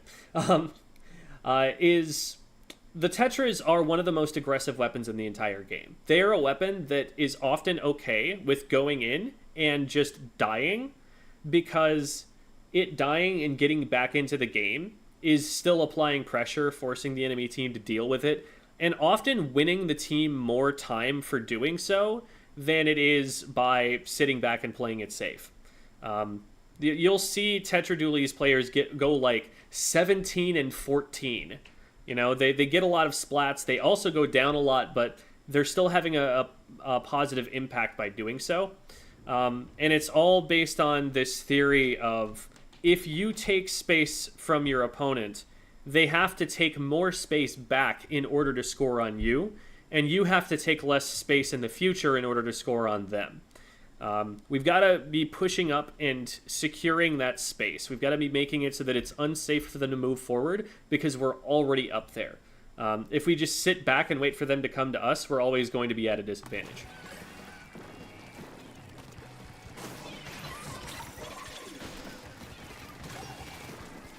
That player you probably could have engaged on just by dodge rolling.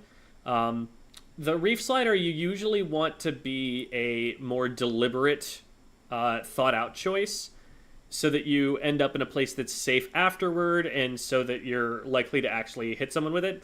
Because if you do it on, like, reaction like this, unless, you know that you're out of range to not get canceled for it, you could just get stopped as soon as you try and use it. Whereas if you were dodge rolling, you would be making the miss.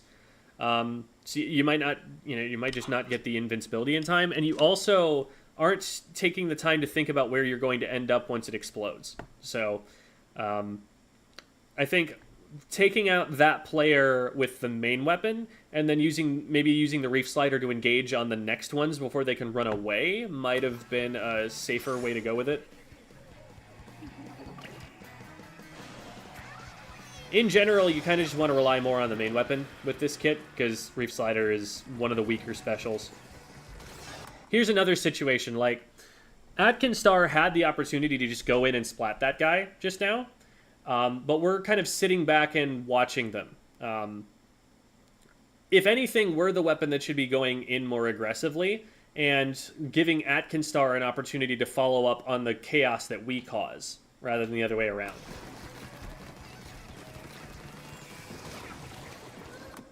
We used the rolls a little bit early. We started rolling, before we were going to get in range of anything, when we could have just swam forward. if you use the rolls too early, if you use like 4 rolls to get into range instead of like swimming halfway and then using maybe 1 roll to get into range, that'll make it so that you have less maneuverability, fewer options to get out, and that limits your ability to return or, you know, get away behind cover or something if a fight does break out. So I think that might be part of why here you're forced to play a little bit more passively, that you just ran yourself out of resources before you had to. This is definitely a player to drop down on like that. Very good. The only thing that's, you know, I'm going to criticize about this is just the aim tracking. I think the idea to go down after this player is excellent. They wouldn't have seen you coming. You had time to get shots on before they did. And it's just, they turned to the side, and you didn't turn your aim fast enough to catch them before they were able to, like, drop the bomb and get away a little bit. You do end up getting the splat still, which is great. Maybe another dodge roll might have allowed you to avoid the bomb or something if you'd spotted it in time. You know, not the end of the world there, but I think the one thing to try and improve on over this kind of play is just to get the shots on sooner so they don't have time to drop the bomb.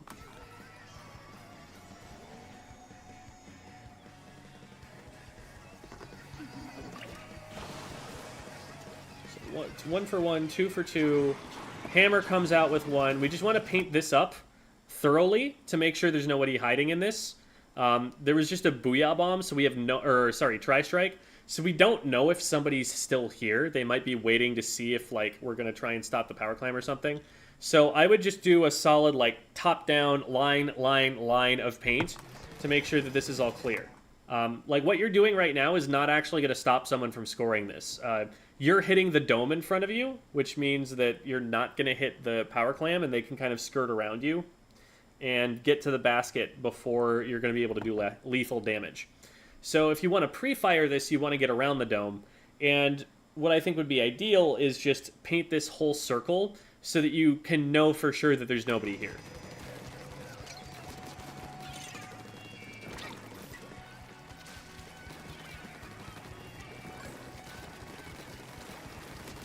Nice, nice, you got it.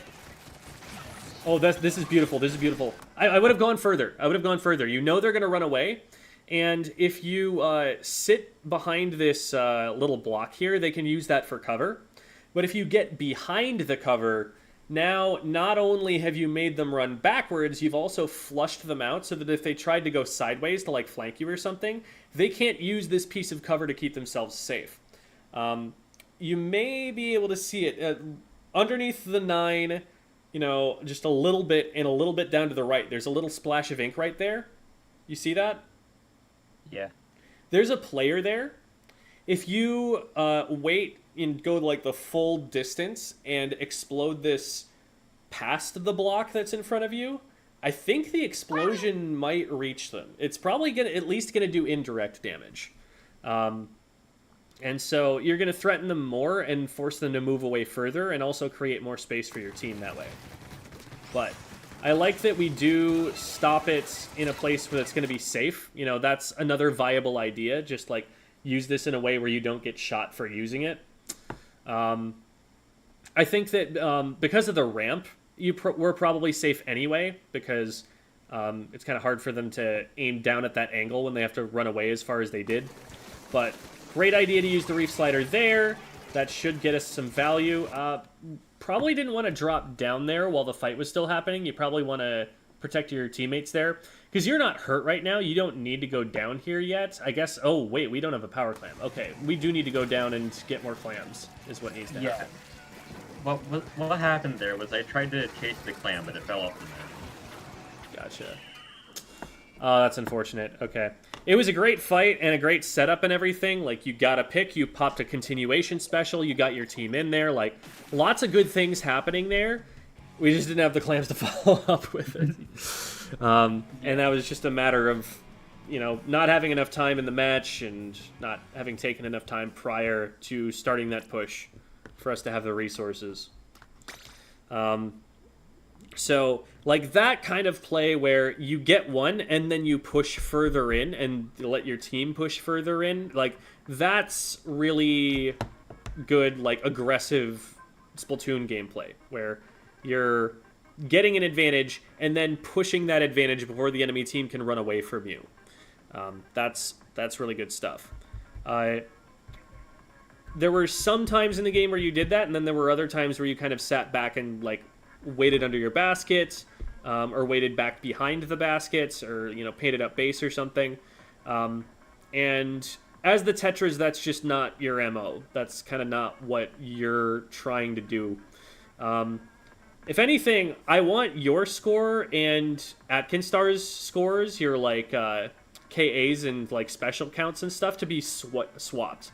I think that like the playstyle they had where they're diving into fights is much more appropriate for your main weapon than it is for theirs. And it's also much more appropriate for your main weapon to not have any specials used during the match than it is for them as a tactical or support weapon. So that's kind of where I would try and like push you on the Tetras, is play more aggressively, take more fights, go for more things.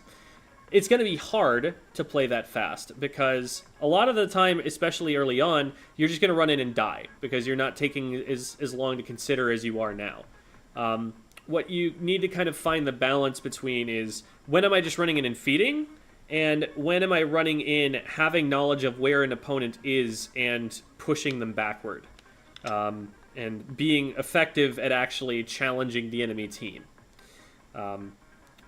You're still going to want to move up more than you currently are, but you also don't want to just throw yourself into things. You kind of need to figure out when do I go in so that I can at least probably trade this.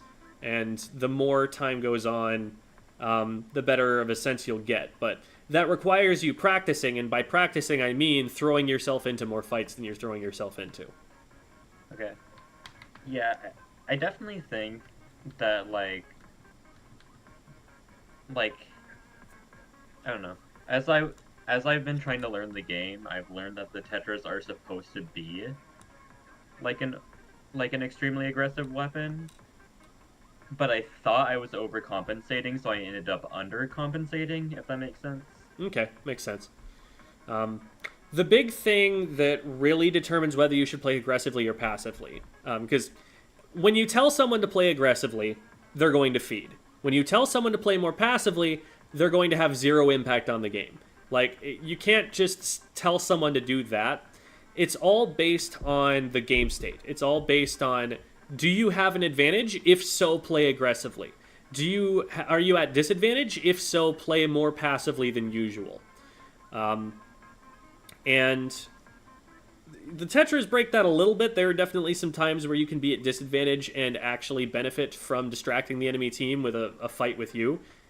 Maybe going for a trade in the back corner so that instead of pushing your basket, they're just wasting their time fighting you and they end up trading so they don't get anything, any advantage for doing it.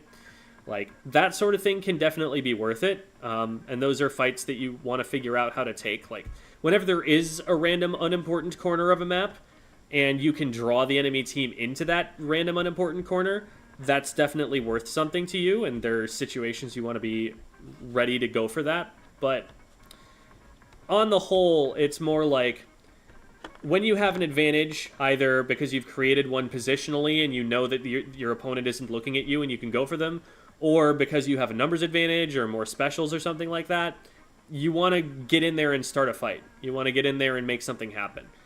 Waiting to do that or letting your teammates do that without you is going to lead to you being at a numbers disadvantage and not being able to take fights anymore. Okay.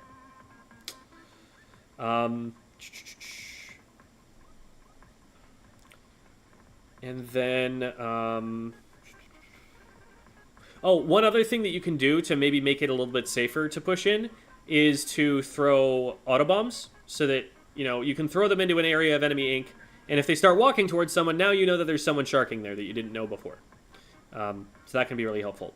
And painting is also pretty valuable. Your weapon doesn't paint super fast, but there were still a couple of situations there where learning the, aim a little bit high, move it down a little bit, and then make another line, aim a little bit high, move it down a little bit, and figuring out your optimal painting pattern I think that that would be a valuable thing to look at, because there are definitely some times where you're leaving spots painted, or that you really don't have to, where you can like get information on whether someone is there just by checking it with your paint and then moving on, instead of sitting there and staring at it like second guessing, is there someone there or is there not someone there? Is there someone there or is there not someone there? Just like paint it, know if they're there, move on.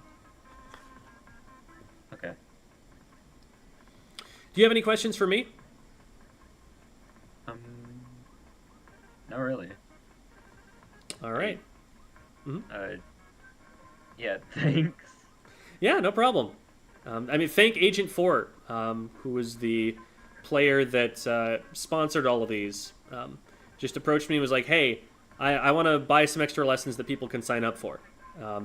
So, very much appreciate their contribution there.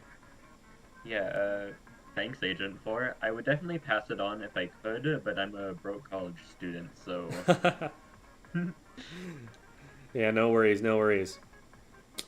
Well, good luck in your squid studies and your real life studies.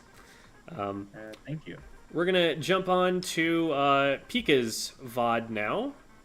So I'm gonna go and get the code for that and pull that up. There it is. Hi again, chat. Nobody say hi back. Nobody say hi back. It'll be really funny. It'll be really funny if no one says hi, guys.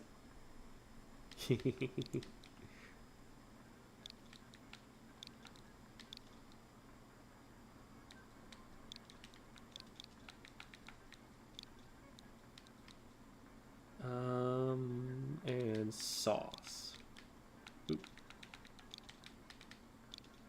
Hey, good job, chat. Nobody said it. You got him good there.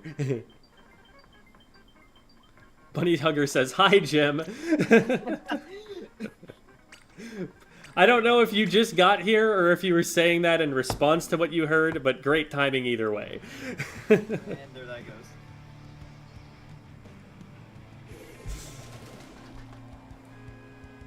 Y'all would have...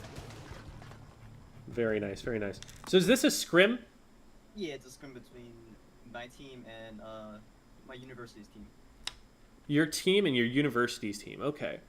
Yeah. So are you, like, helping to coach your university's team, or are you on the university's team, but you just wanted, you know, in order to give them practice, you brought your team in? It was kind of like a bit of practice. So initially they have two teams, and I scrimmed with the other team because my friend is on it.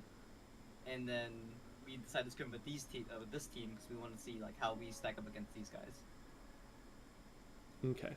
I am going to turn Pika up because they are apparently quiet right now. No, Davey's back. Okay. So I Say have a things. Gluga's main. I have a Gluga's main. Is that Fight me. better? It's probably better, but we can probably go up a little bit higher too. Okay. How about now? I also have a junior main. Fight me. Okay. I think we'll bring him down slightly from that, and then we'll be good. Okay. I just increase my gain. So now we have Glugas, Brush, C Junior, and Hydra. That's a very unorthodox comp. And then Yeah, we have a unique composition. they've got Ballpoint, Splash, Tri-Nouveau, and Octobrush. That makes a lot more sense to me. Like, I understand kind of where that comp is going. Let's see what... So you've got Wavebreaker, Double Booyah, and Zip. You've got Torpedo, Wall, Suction Bomb, Auto Bomb. Okay. Decent number of bombs. The paint is probably a bit of a liability here. Glugas and Hydra definitely don't paint super well. Mm. Octobrush is so-so based on how it's usually going to play. So you're relying pretty heavily on the junior to paint for you. Yeah. And then the other thing is kind of like pushing power, I guess. It's that, with a Hydra, that's one of the more anchor weapons in the game. It's gonna stay pretty far back. It's gonna need to take very specific positions. It's not gonna move fast, and it's not going to move forward fast. So you already want a fairly aggressive comp to pair with it, or at least, and let me rephrase that because that's not true. You want a comp that has weapons that are capable of pushing up, because the Hydra won't be able to. That's not its job. Like, occasionally it might be able to get a surprise flank off or something, but that's not reliable. That's not something you can count on happening in a match. So you need somebody else who's going to push up. You're not going to get that really out of the C Junior. It's too short range and too much aim RNG to really be a reliable main weapon at pushing up like that. It's going to get zoned out by too many other weapons. Like, if you're getting outranged by a Splash-O-Matic, you're not a very long-ranged weapon. You're not going to have a lot of kill pressure. The Octobrush is going to be able to, play pretty independently and go for picks a lot, but it's not going to be able to push in the front door. It's a weapon that really wants to be flanking, to be catching people from angles they're not expecting. And the thing about a flank is that it needs there to be forward pressure on the front line and in the predictable place, so that it can come from the unpredictable place. Mm-hmm. And then you've got Gloogadoolies, which are a relatively passive mid-line Slayer weapon. We don't really have anyone who's going to create space for us at the front lines without playing somewhat outside of the weapon's ideal role. And so that's probably the biggest criticism that I have for the comp. At, a certain level, it's not going to make a huge difference. But come, like, Div 5, Div 6-ish, you're probably looking at that holding you back a little bit compared to someone running a more conventional weapon comp. Okay.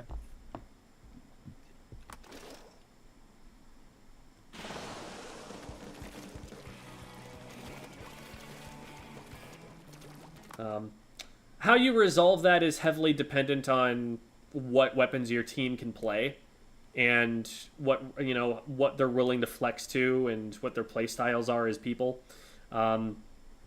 So I can't really suggest alternatives without getting the whole team in for a conversation. But no, I can draft up a team comp in my head right now.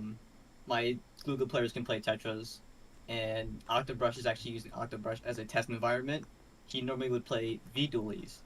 So okay. If there's V-Dualie in there and a Tetra in there... V-Dualie's Tetra is, that makes a lot of sense. That is... Yeah. I'm looking at that like, yeah, all of that works. Every single aspect of that is significantly better. So if this is an actual tournament, you probably would see that comp instead of this comp. Okay. Because then you two can dive together. The Junior can still be helping them when they dive by throwing torpedoes. The Hydra has the range to help them out, and also Booyahs to get them in. Hydra can also be the designated objective player. Lots of things work in that idea. So that's actually really close to a meta comp that I saw run by Top Japanese Team a long time back. So don't worry, not Gem. I had this thought out.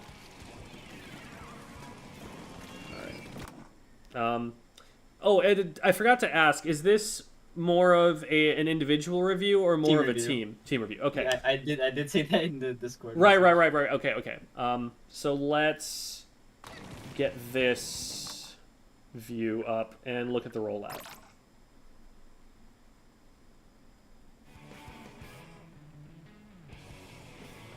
Glad to announce I got some McDonald's. Huge W for Temsa.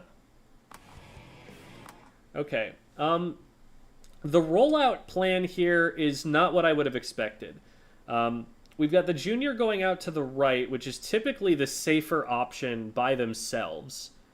And then we've got the Hydra, the Gloogas, and the Octobrush all trying to come up the left side. Okay, the Glugas are down below, but I think at least 2 of them went up onto grates. Grates is typically the position. Grates or snipe are the positions where you want to see the Hydra going. You could also go to left scaffold if you have a hard read that they're going to be coming out left, or you need to cover a left side push. But typically it's going to be grates or snipe. And then they're kind of covering that, like, weak side on left. Maybe you put, like, a midline over left, but the thing about left is that there's not a lot of cover. It's really easy to trap someone there if you just hard push on the right-hand side, because you end up painting behind them, even if they get down below the ledge to use that for cover. And now they're just stuck. And you can go down after them whenever you want to. You can drop a bomb over the ledge or something. Like, there are a lot of ways to get someone stuck there. So usually if someone's going to go to the left-hand side, you want them to have a pretty significant amount of range so that they can stop someone before they get that close. Or you want them to be just like a really strong skirmisher so they can get away from the problem when they need to. And it's a really common play also to put most of your aggressive weapons out on the right-hand side because it's safer to go that way. You have a lot of different ways to back up if you need to. But if you get out there and you're successful, then you're able to swing over to the left-hand side and help that skirmisher, or to just start pushing the objective from there. So the way that we roll out, the junior gets isolated on the far right because they're not a great fighting weapon. It's not like they're, you know, a Tetradulies or something where they're cool with just diving into a 1v2 occasionally. They're kind of on their own here. And it looks like the enemy team has figured that out, and they're just going to go down if this gets pushed properly. Good job on the brush to notice that was happening and move up, but the fact that the brush was that far back at that time, means that the enemy team was able to just move forward kind of uncontested for a little while there. So we kind of all focused left, except for one. That one gets isolated and picked, and now we're at a numbers disadvantage for it.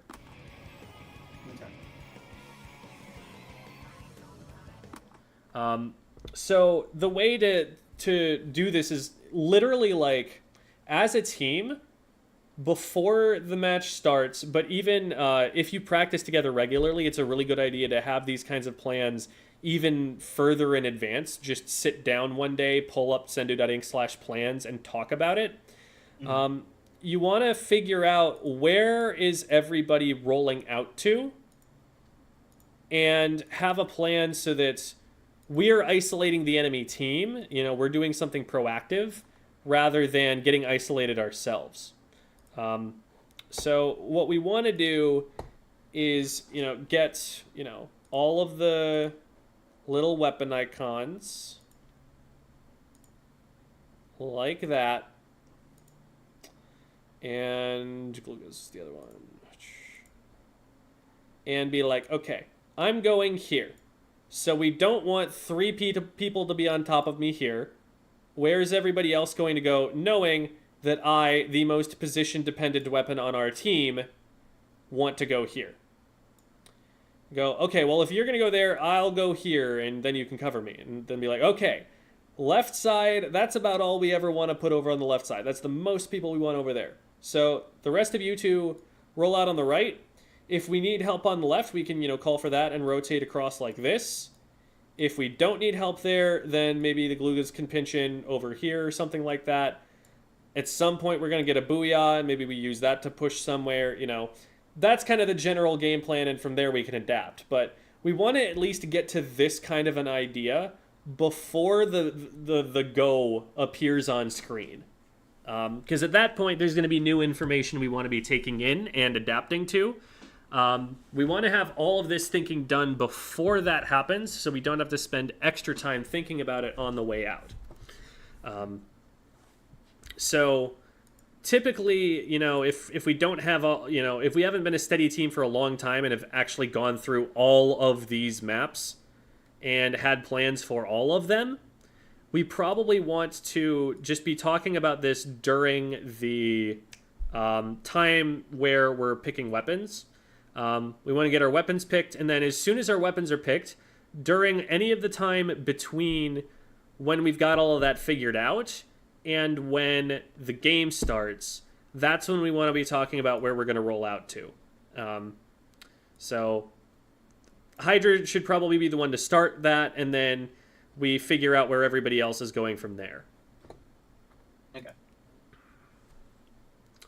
Okay, so we're at disadvantage here. We probably don't want the Glugas staying there for much longer.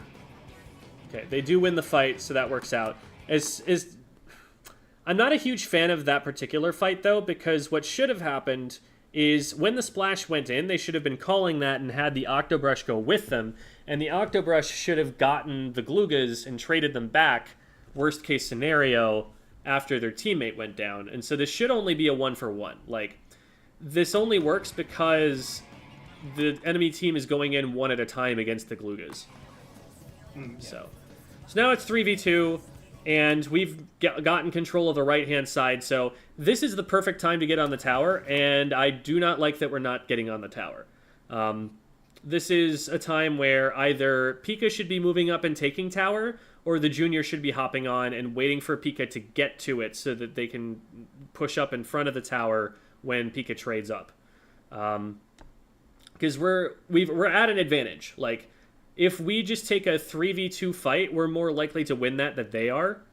And so they can't stop us from pushing the tower on paper. Like, they have to get a specifically advantageous position to be able to do that, as long as we all just commit to the tower push. So that's what I would be calling for right here. But we end up losing a player in the process because only one of us pushes forward and the others are kind of staying back. So now we don't have control over the push, and it's in our juniors' best interest to get off the tower as soon as they can. There. Now we're back in. Probably not the time that I would have Pika drop off. Pika probably needed to drop off sooner to assist with that push. And at this point in time, now that we've lost the push, we probably want to go back into neutral, which means keeping that same position we were at. This is not a bad position either, but now you're going to get rushed by the Octobrush. So we end up getting 2 going down here. Yeah, I think the front line plays that in a pretty understandable way. Unfortunate that the Octobrush can't get away from it, because that's going to stagger us pretty badly. But I think the biggest thing there is just that, like, Pika was really exposed by being that far forward at a time where we'd taken long enough to take advantage of our numbers that the enemy team had already respawned and were able to just kind of get on top of us. So now we're in a 3v4. They should probably get checkpoint for this. We really want to be farming for special. This is a dangerous position for the junior to be in. They've isolated themselves on the right again. We don't have anybody down there to help them. And they're drawing enemy attention right now, and there's nobody to really keep the enemy team off them. I guess we did end up drawing 3 members away from the tower. I don't know why this many of them are chasing this all the way over to the wrong side of the map. Honestly, if Kurobitsu gets to, like, drop into pit and just super jump out, this is a W for your team for how hard they're committing to it. But the fact that they dropped down there is definitely a big risk of them just getting splatted right away. Yeah, but they go straight down, so it's just a trade. Good pick from Yaladov, and so that probably keeps us in here. So the zip is going in. Where's the follow-up on the zip, is the question. Like, when a special gets used in a coordinated team environment, you want that called out on the comms, and you want for everybody on the team to do something using the pressure that the special creates. If you just zip into a team of 3 by yourself, you should expect to get splatted every time. If you zip into a team of 3 while the rest of your team is pushing those 3 players, now that's a really good play. And so when the zip gets called, you want them to hear, like, when they're zipping, or like what they're targeting when they zip, so that everybody else on the team can, like, do something around that distraction. Whether that means play the objective because that player is off their backs, or push that player because they're distracted by the zip. Right now, the place that is being targeted is the right-hand side, and again, just like with the junior before it, nobody else on the team is there. So taking fights over there is just making us more likely to be at a numbers disadvantage and go down.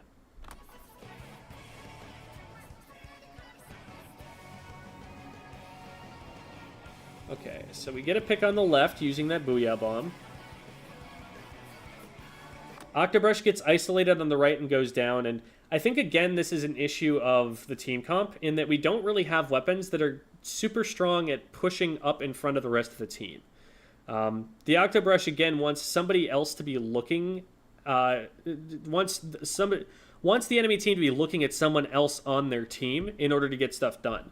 And so if they end up having to frontline, if they end up being the ones who are starting fights, they're at a bit of a disadvantage. Their movement isn't designed to be able to do that super well.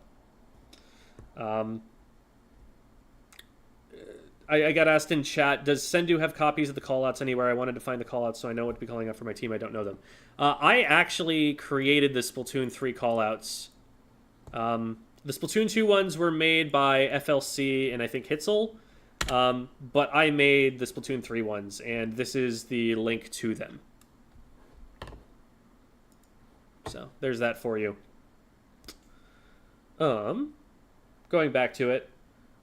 Another thing that's happening here is, once again, like, we've sent out people on the right side alone, like, 3 or 4 times now. And it wasn't just one player, either. It was the Brush just now, but it's been the Junior a couple of times. It was the Brush earlier. We're isolating a member of our team and putting them in a position where they just don't have any support from anybody else. So they're kind of just getting overwhelmed there.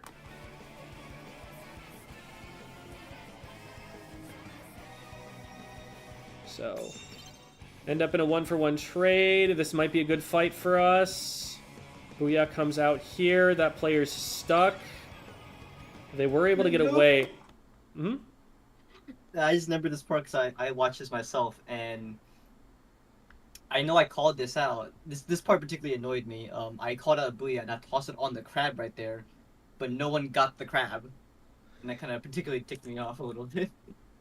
Yeah, like, it could in theory have been placed a little bit deeper to cover the corner, but I definitely was about to say that I wanted Noiku to shark in using the cover of the Booyah Bomb. Because remember, it's a smoke screen. And to try to find an angle where they could get at the crab before the crab even knew they were there. But let's see what happens here. Okay, Noiku does end up being able to get it. Is it the crab that ends up getting you? Yeah, the crab got me. Gotcha. I'm pretty sure. So it just manages to trade back. That's unfortunate.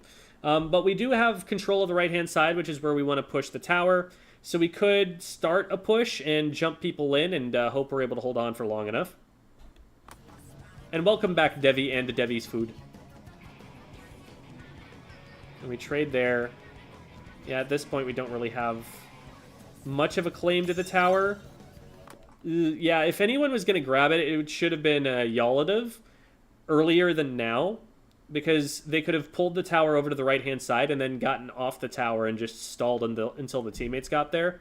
Waiting this long gives them an opportunity to get on top of it here. I think what the Brush is doing is going underneath Fight Club, if I'm correct. Let me double check. Where's the Brush coming from? Oh no, they snuck through this line. I see. Okay.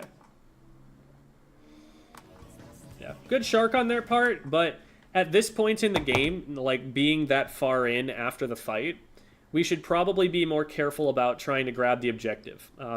What might be happening is that we might have a bit of a slow timer that, like, because we're taking as long as we are to start playing the objective, we're not recognizing that the enemy team is back up by the time we're doing it. And so they're getting on top of us before we're ready for them. We're like, oh, we have advantage. It's time to play the objective. But it's taking us so long to first of all, make that realization and make that decision. And secondly, to execute on it. that by the time we're doing that, it's not safe to do anymore.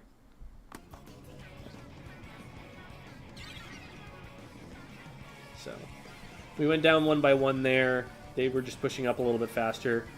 Good pick there, and that'll help get the rest of the team in. The Tri-Slosh probably gets you, but as long as you trade back, you're in good shape. Ooh, unfortunate that we don't win against the Splash. That's going to put us in a 2v2. Good pick from Yolodov, and okay, we're able to win that overall. We can get on tower here, and what we want to be doing is getting a perimeter around the tower. Look at how much purple paint there is around the tower. We don't like that. We don't want there to be that much of it. Noiku, I think, is doing a good job of drawing attention away from the tower here. I think that's solid. The first thing we want anyone to do once they get into the tower, though, is get some paint around it right now, because we do not want to get snuck up on from here. And Noiku's job right now is not to get committed to this fight. Noiku's job is to make sure that everybody is looking at them, but that they're not going to die for this. If they go down, then they haven't wasted enough time. If they stay alive and keep the enemy team shooting at them, that's the goal. But I think they're just going to go down here. Yeah, they just get collapsed on. So we get lead. It's not going to be a big lead. It's not going to get us a checkpoint for free.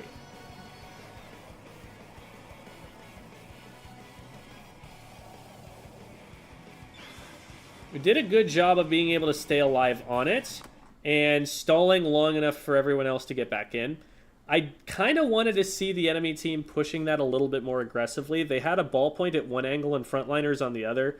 The Hydra shouldn't be able to hold off all of them at once, and that would have been an advantageous push for them to take, but we're able to win that fight because we're positioning well. We're spread out in a good defensive semicircle, and we let them kind of push into us, which is kind of our win condition here, because we've got two really long-range weapons, and those are our major slaying options, especially with the brush down. So that's kind of the best case scenario, that they push into us and we have the range to just stop them from doing that.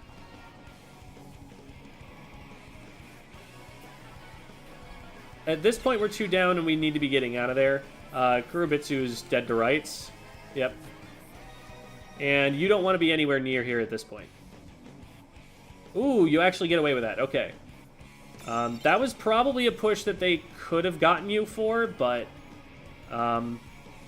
they, didn't shark well enough, missed shots, something happened. This is really dangerous. The whole team is to the back left right now, and we're pushing the tower. You want to recognize that nobody's in front of you, that nobody is creating space for this, and not be on the tower yet, and wait for your frontliners to get up ahead of you. Otherwise, you could just get collapsed on by the players who are aiming at you here. So get out of there. You do a good job of moving your way in there. This is a nicer place for you to be. You're keeping the ballpoint off the tower, and that gives us a few more points while the frontliners do their business. We end up losing that engagement, but that's okay. We got a pretty decent lead there. That's probably winnable, especially with only 1 minute left. If we trade this back, that's going to make it really hard for them to come back in, and we do. At this point, honestly, you could probably just ride the tower a little bit. Just get it pushed a little further back. You don't have to commit to it, but maybe get on it and then jump back off when people start to engage on it. Yeah, going for that trade is fine. It's just like, right now, we have full control of mid, and the tower is moving backwards because nobody's on it. No need to have it move backwards and get it closer to where they need to get to take lead. Obviously, it's still a ways that they have to go in order to get lead. But, like, whereas, if we let it reset to mid, they have to get a push to 74, of 74 points. If you push it to, say, 40 remaining for your side, now it's 74 that they have to get to plus 60 in order to take the lead back. That gives you way more opportunities to stop it, just because while we had the opportunity, we were continuing to push the tower further backwards and making it even more difficult for them to get that much of a lead. Like, no reason right now that we need to be this backed up behind the tower. We could just be riding that until we meet a little bit of resistance and then backing up as soon as it's unsafe. And then, like, think about, this is about where the tower was when I first started talking about how we should be getting on it. We've only, in all the time that's passed, we've only just managed to get it back to where it was. Imagine if we had just been riding it that whole time, or half of that time. Now we're getting off, and it's already in like the 40 mark or something. But this is definitely a strong place for us to be on the map. This is a place where our weapons do particularly well. Tri-Slosher did get in, and that is dangerous. That's, definitely a disadvantage of our comp, that in that position where someone gets on top of us, like, none of our weapons like that. Tri-Slosh just kind of, if it gets into range on us, it's going to win a fight against any 1v1 that it has here. Unless the Hydra has charge, I guess. Okay, so they do get an opportunity to make a last-ditch slow push here. They get in and get a splat with a special. Oh no, that's everyone going down at once. That might be game. I don't know if you have time to stop this. So you don't have time to build specials, because they win the game before you get a special off. You kind of just have to run in and throw caution to the wind and try and stop the tower at this point. Like, that brush needs to be moving through enemy ink. It needs to not be caring about the enemies in front of it. That's game over. Really unfortunate there. So, yeah, I would say that, obviously, everyone going down at once there, 3 separate fights happening and winning none of them is super unlucky. But I think that we made it a little bit easier on them. We made it so that they only had to win 1 fight instead of having to win, 3 fights by not pushing the tower forward when we had the opportunity. Biggest thing I would say there, honestly, is that comp held you guys back a lot because it made it really difficult for you to push up. But in terms of, decisions you can make in-game, the next biggest thing is we're isolating ourselves a lot. A lot of the fights that we're taking on opposite ends of the map from our teammates and putting them in no position where they can possibly help us. The fights that you did win, you'll notice that you were grouped up in a really good formation where you were able to cover each other if someone went down and trade back. And the fact that enough fights are happening where that doesn't occur is making it really difficult for you to gain and hold an advantage. So that's definitely one really big thing there. Paint was probably pretty low. Yeah. The amount of paint on the comp is also a concern there, like we talked about earlier, because part of the way that, for example, you catch that brush coming in at you is that you paint defensively so that it can't sneak up.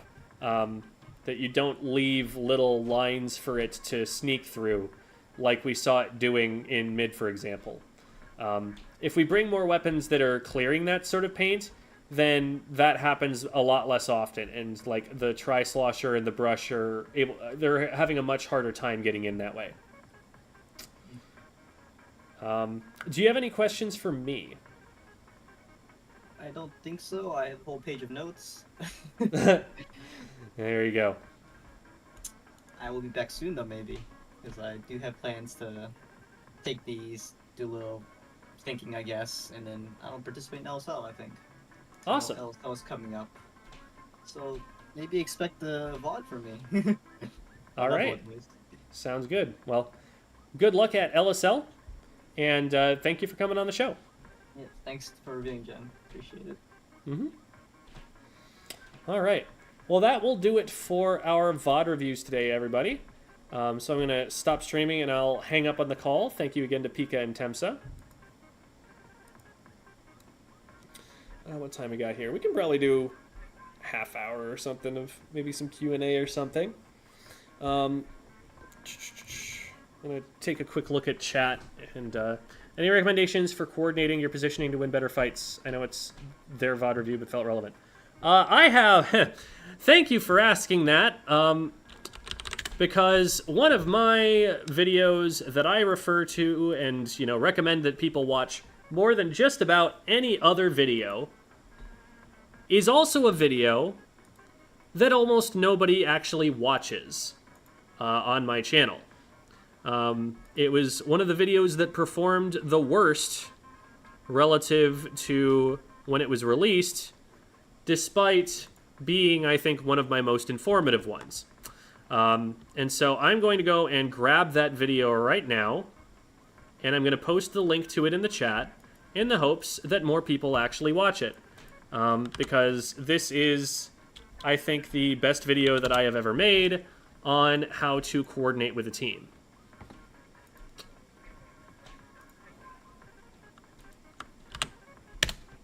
There it is.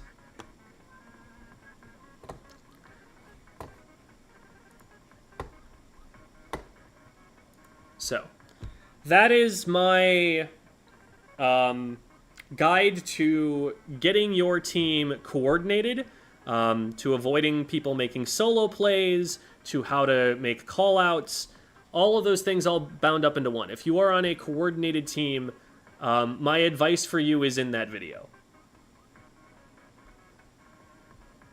Show on stream, Gem? You want to just watch my own video on my own stream? That feels a little self-indulgent, don't you think?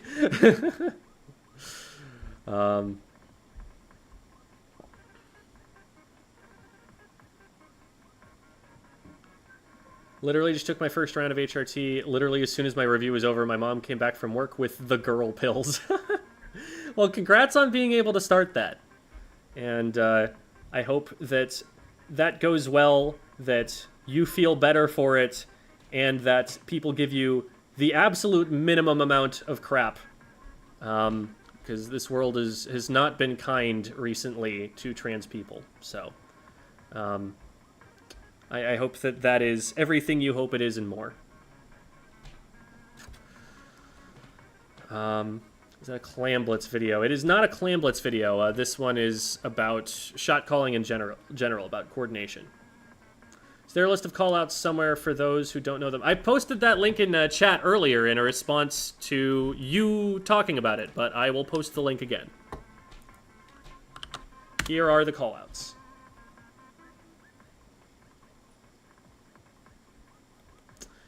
Which rock tastes best aside from salt? I don't know. I haven't been able to think about it too much.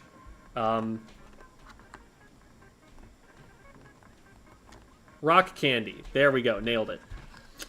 Do you feel like newcomers should try to focus on their mindsets more than generally trying to get into the game's systems? So, I mean, the mindset that they have should be on trying to learn the game's systems. Like, you play to learn, not to win. That's the mindset you want to be in. So they're kind of interrelated, I guess. But, you know, obviously learning to control your emotions is important. Learning how to moderate them is really important. And that's something that is helpful in all walks of life, so. Sorry, just making fun of football. Favorite set at LTC? There were a lot of good ones there. I didn't get to spectate as much as I kind of wanted to, especially at the end. Because, like, I had that short, and I wanted to get a good crowd reaction, so I wanted to stay at the back. But being at the back meant that I wasn't able to see too much of what was happening in the game, and I didn't focus as much on that as I was focusing on just getting the shot, right? I spent a lot more of LTC focusing on, like, playing the game and being social than I did on watching it, because I knew I was going to be able to go back and watch the VODs later anyway. Is Big Swig going to be more viable and competitive than Dynamo with the new kit? It already is more competitive than the Dynamo with its current kit. But definitely with the new one even more so. What playstyle should the NZAP play and how? Right now the NZAP is just kind of a tacticooler farmer that's kind of outclassed a lot of the time by the Tri-Nouveau. It gets more tacticoolers, and if that's the thing you need, then you have it there, but I don't know why someone needs it because as soon as someone gets it, they're just going to run in and die and get all of their special back and be able to farm another one again. So, I don't know.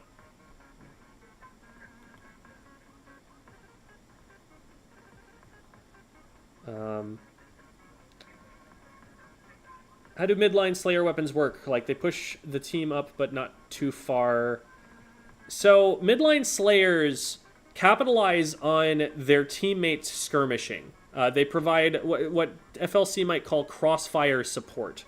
That is, when there's a fight happening somewhere on the map, because they have long range, they can be, in a safe position, but still have an impact on that fight, and so they have an impact on as many fights as they can. Think the Nautilus playstyle from Splatoon 2. It was a weapon that was very dangerous and got a lot of picks, but it also wasn't the weapon that started the fights. It was just the weapon that finished them.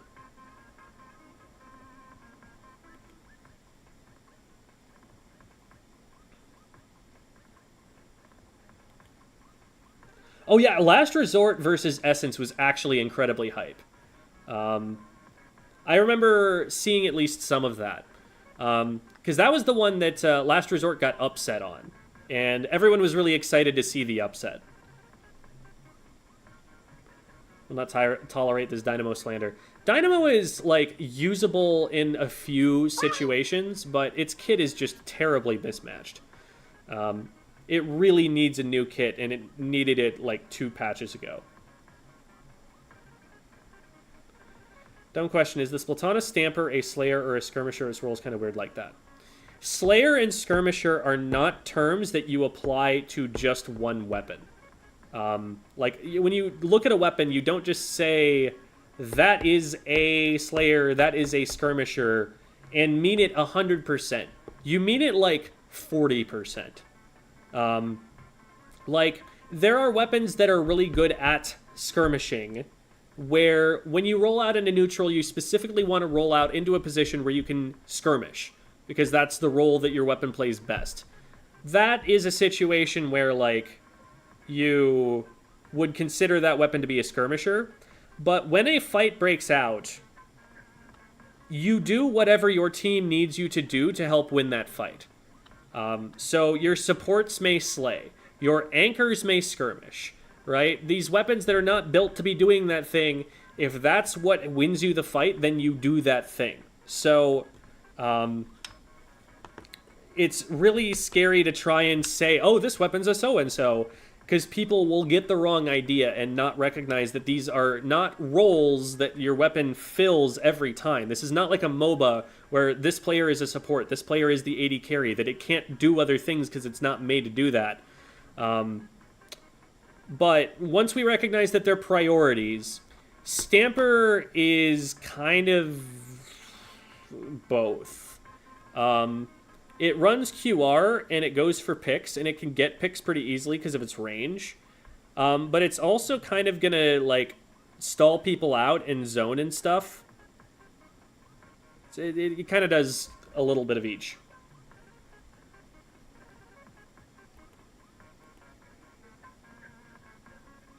If you had the power to change one kit in the game, what would you change? I'd just probably pick, like, I don't know, Dynamo or Snipe Rider or something. Snipe Rider I feel like might have main weapon problems. I feel like changing that one would be a waste until they buff the main weapon. But Dynamo needs something better. H3 needs something better. What else is really hurting right now?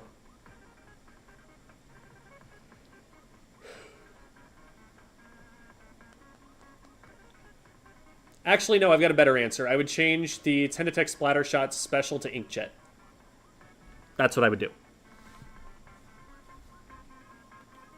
Because then I could play that and just do the thing that I was doing in Splatoon 2 and be happy. Yeah, Bamboo's not even that bad of a kit. It's definitely not the best kit, but Whale's pretty good for it.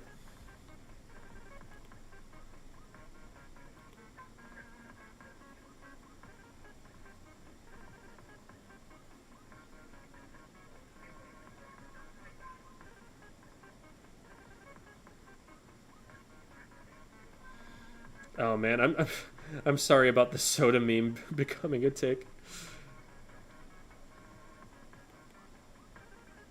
Yeah, people would yell at it like fizzy bombs.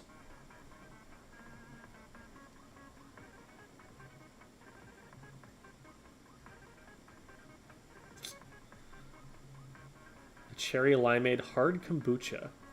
Well, that's interesting. Wanted heavy wall with Trizuka? Interesting.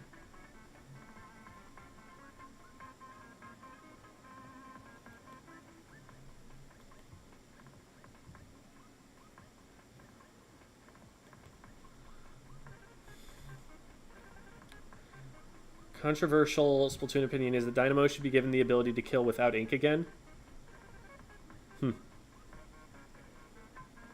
I don't remember how that worked, but what's the tastiest weapon in Splatoon 3? Now those are the important questions. Let's figure this out. Tastiest. I have to eat it. I have to like chew it up, not just chew it. That's a different question that's already been answered. We're gonna what is the one that would taste the best?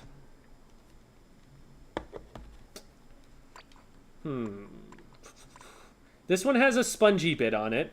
That seems like that might be nice.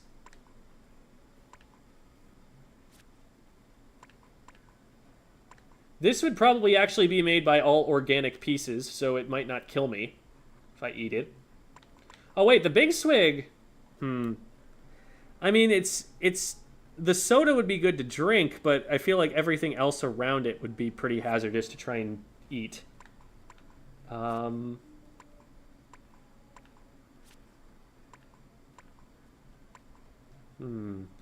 lot of it is just like plastic or metal. Oh, bamboo. Has to be bamboo, right? Bamboo is actually edible. It's got to be the top tier here. You could also chew on a pencil, I guess, but definitely significantly less edible than the bamboo.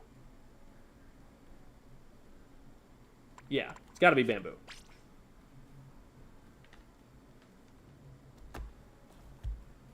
We need the Clash Blaster. Oh, because the crayons. Okay, I get it.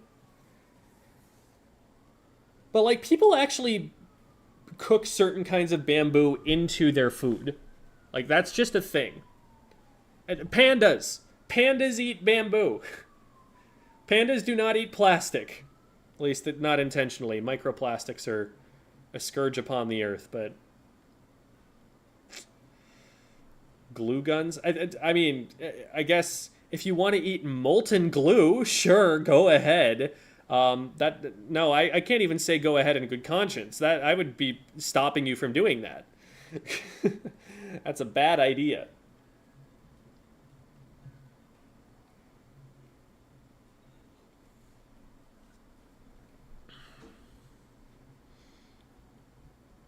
Bamboo is also poisonous to most living thing. I don't think that's true.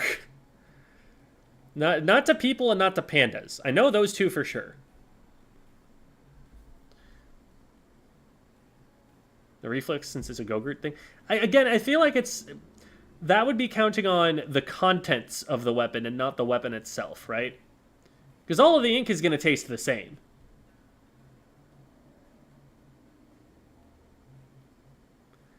And again, we talked about how the Big Swig has a soda cup on it, but also it's made of plastic, right? And again, the contents of it are not the same as the weapon itself. Every painter has drank the paint water? And if you haven't, you're like, good God, what? Is that real? Have people actually done that? That seems extremely dangerous. Ugh. Which Splatoon ink color tastes the best? Probably that reddish color that gets paired with the green. That's my call.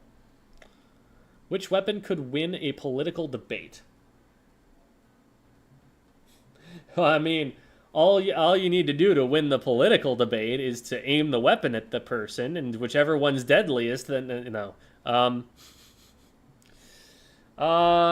which weapon could win a political debate? Which one's the loudest?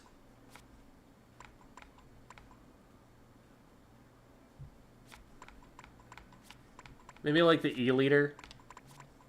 That's probably the one that makes the most noise.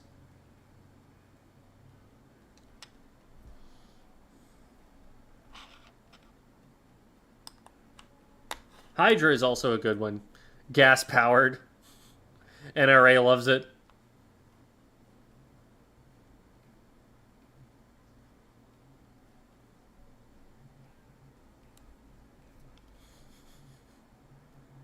Anything with wall? Oh, no. Pencil? Oh, pencil's not a bad answer, because you could write your speech with that. I didn't think about that. Pencil or ballpoint? So ballpoint's a top tier even in the political arena.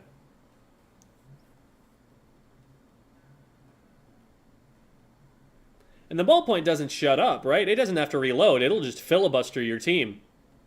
I think it's the ballpoint, guys.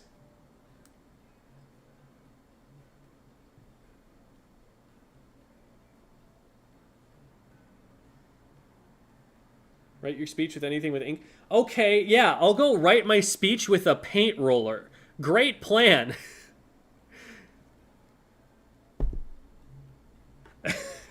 You want to turn in a high school assignment that you wrote with a paint roller that's bigger than you are? Good luck with that.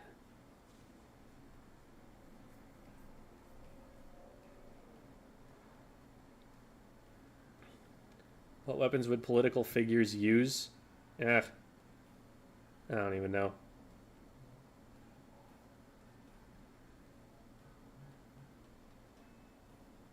The Flingza is a pen too?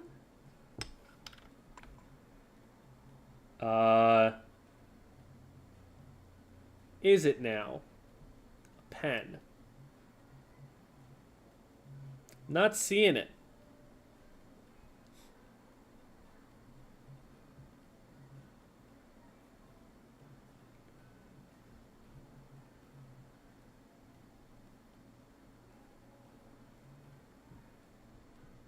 Pen tip is inside.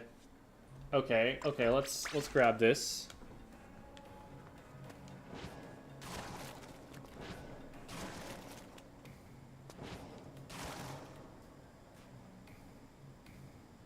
Oh, okay. I see where that comes from.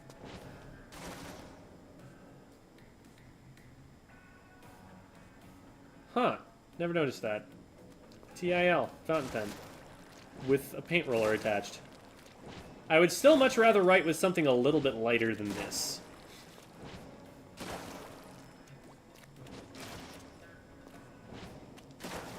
Dang, so that vertical flick, you're stabbing someone. Like, at melee range, that's just, like, impaling a squid. That's crazy. Swiss Army knife. Yeah, that makes sense.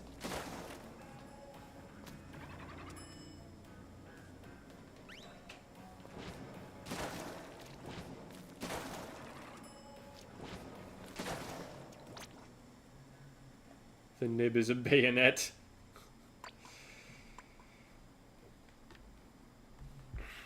Stamper? It's a chainsaw, though. I mean, it's got stamps, I guess. But, like, that's not especially handy for writing things quickly. Much rather have a pencil.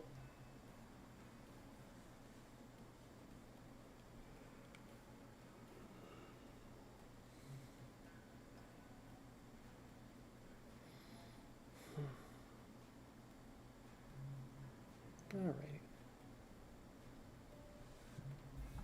Well, I am probably going to go and sign off here. I've got a bit of work to do to get a video out still today. So I will go and send us off to someone. Oh, there it is. I knew I had Twitch pulled up already. Just couldn't find them. All right. We're going and raiding Reborn.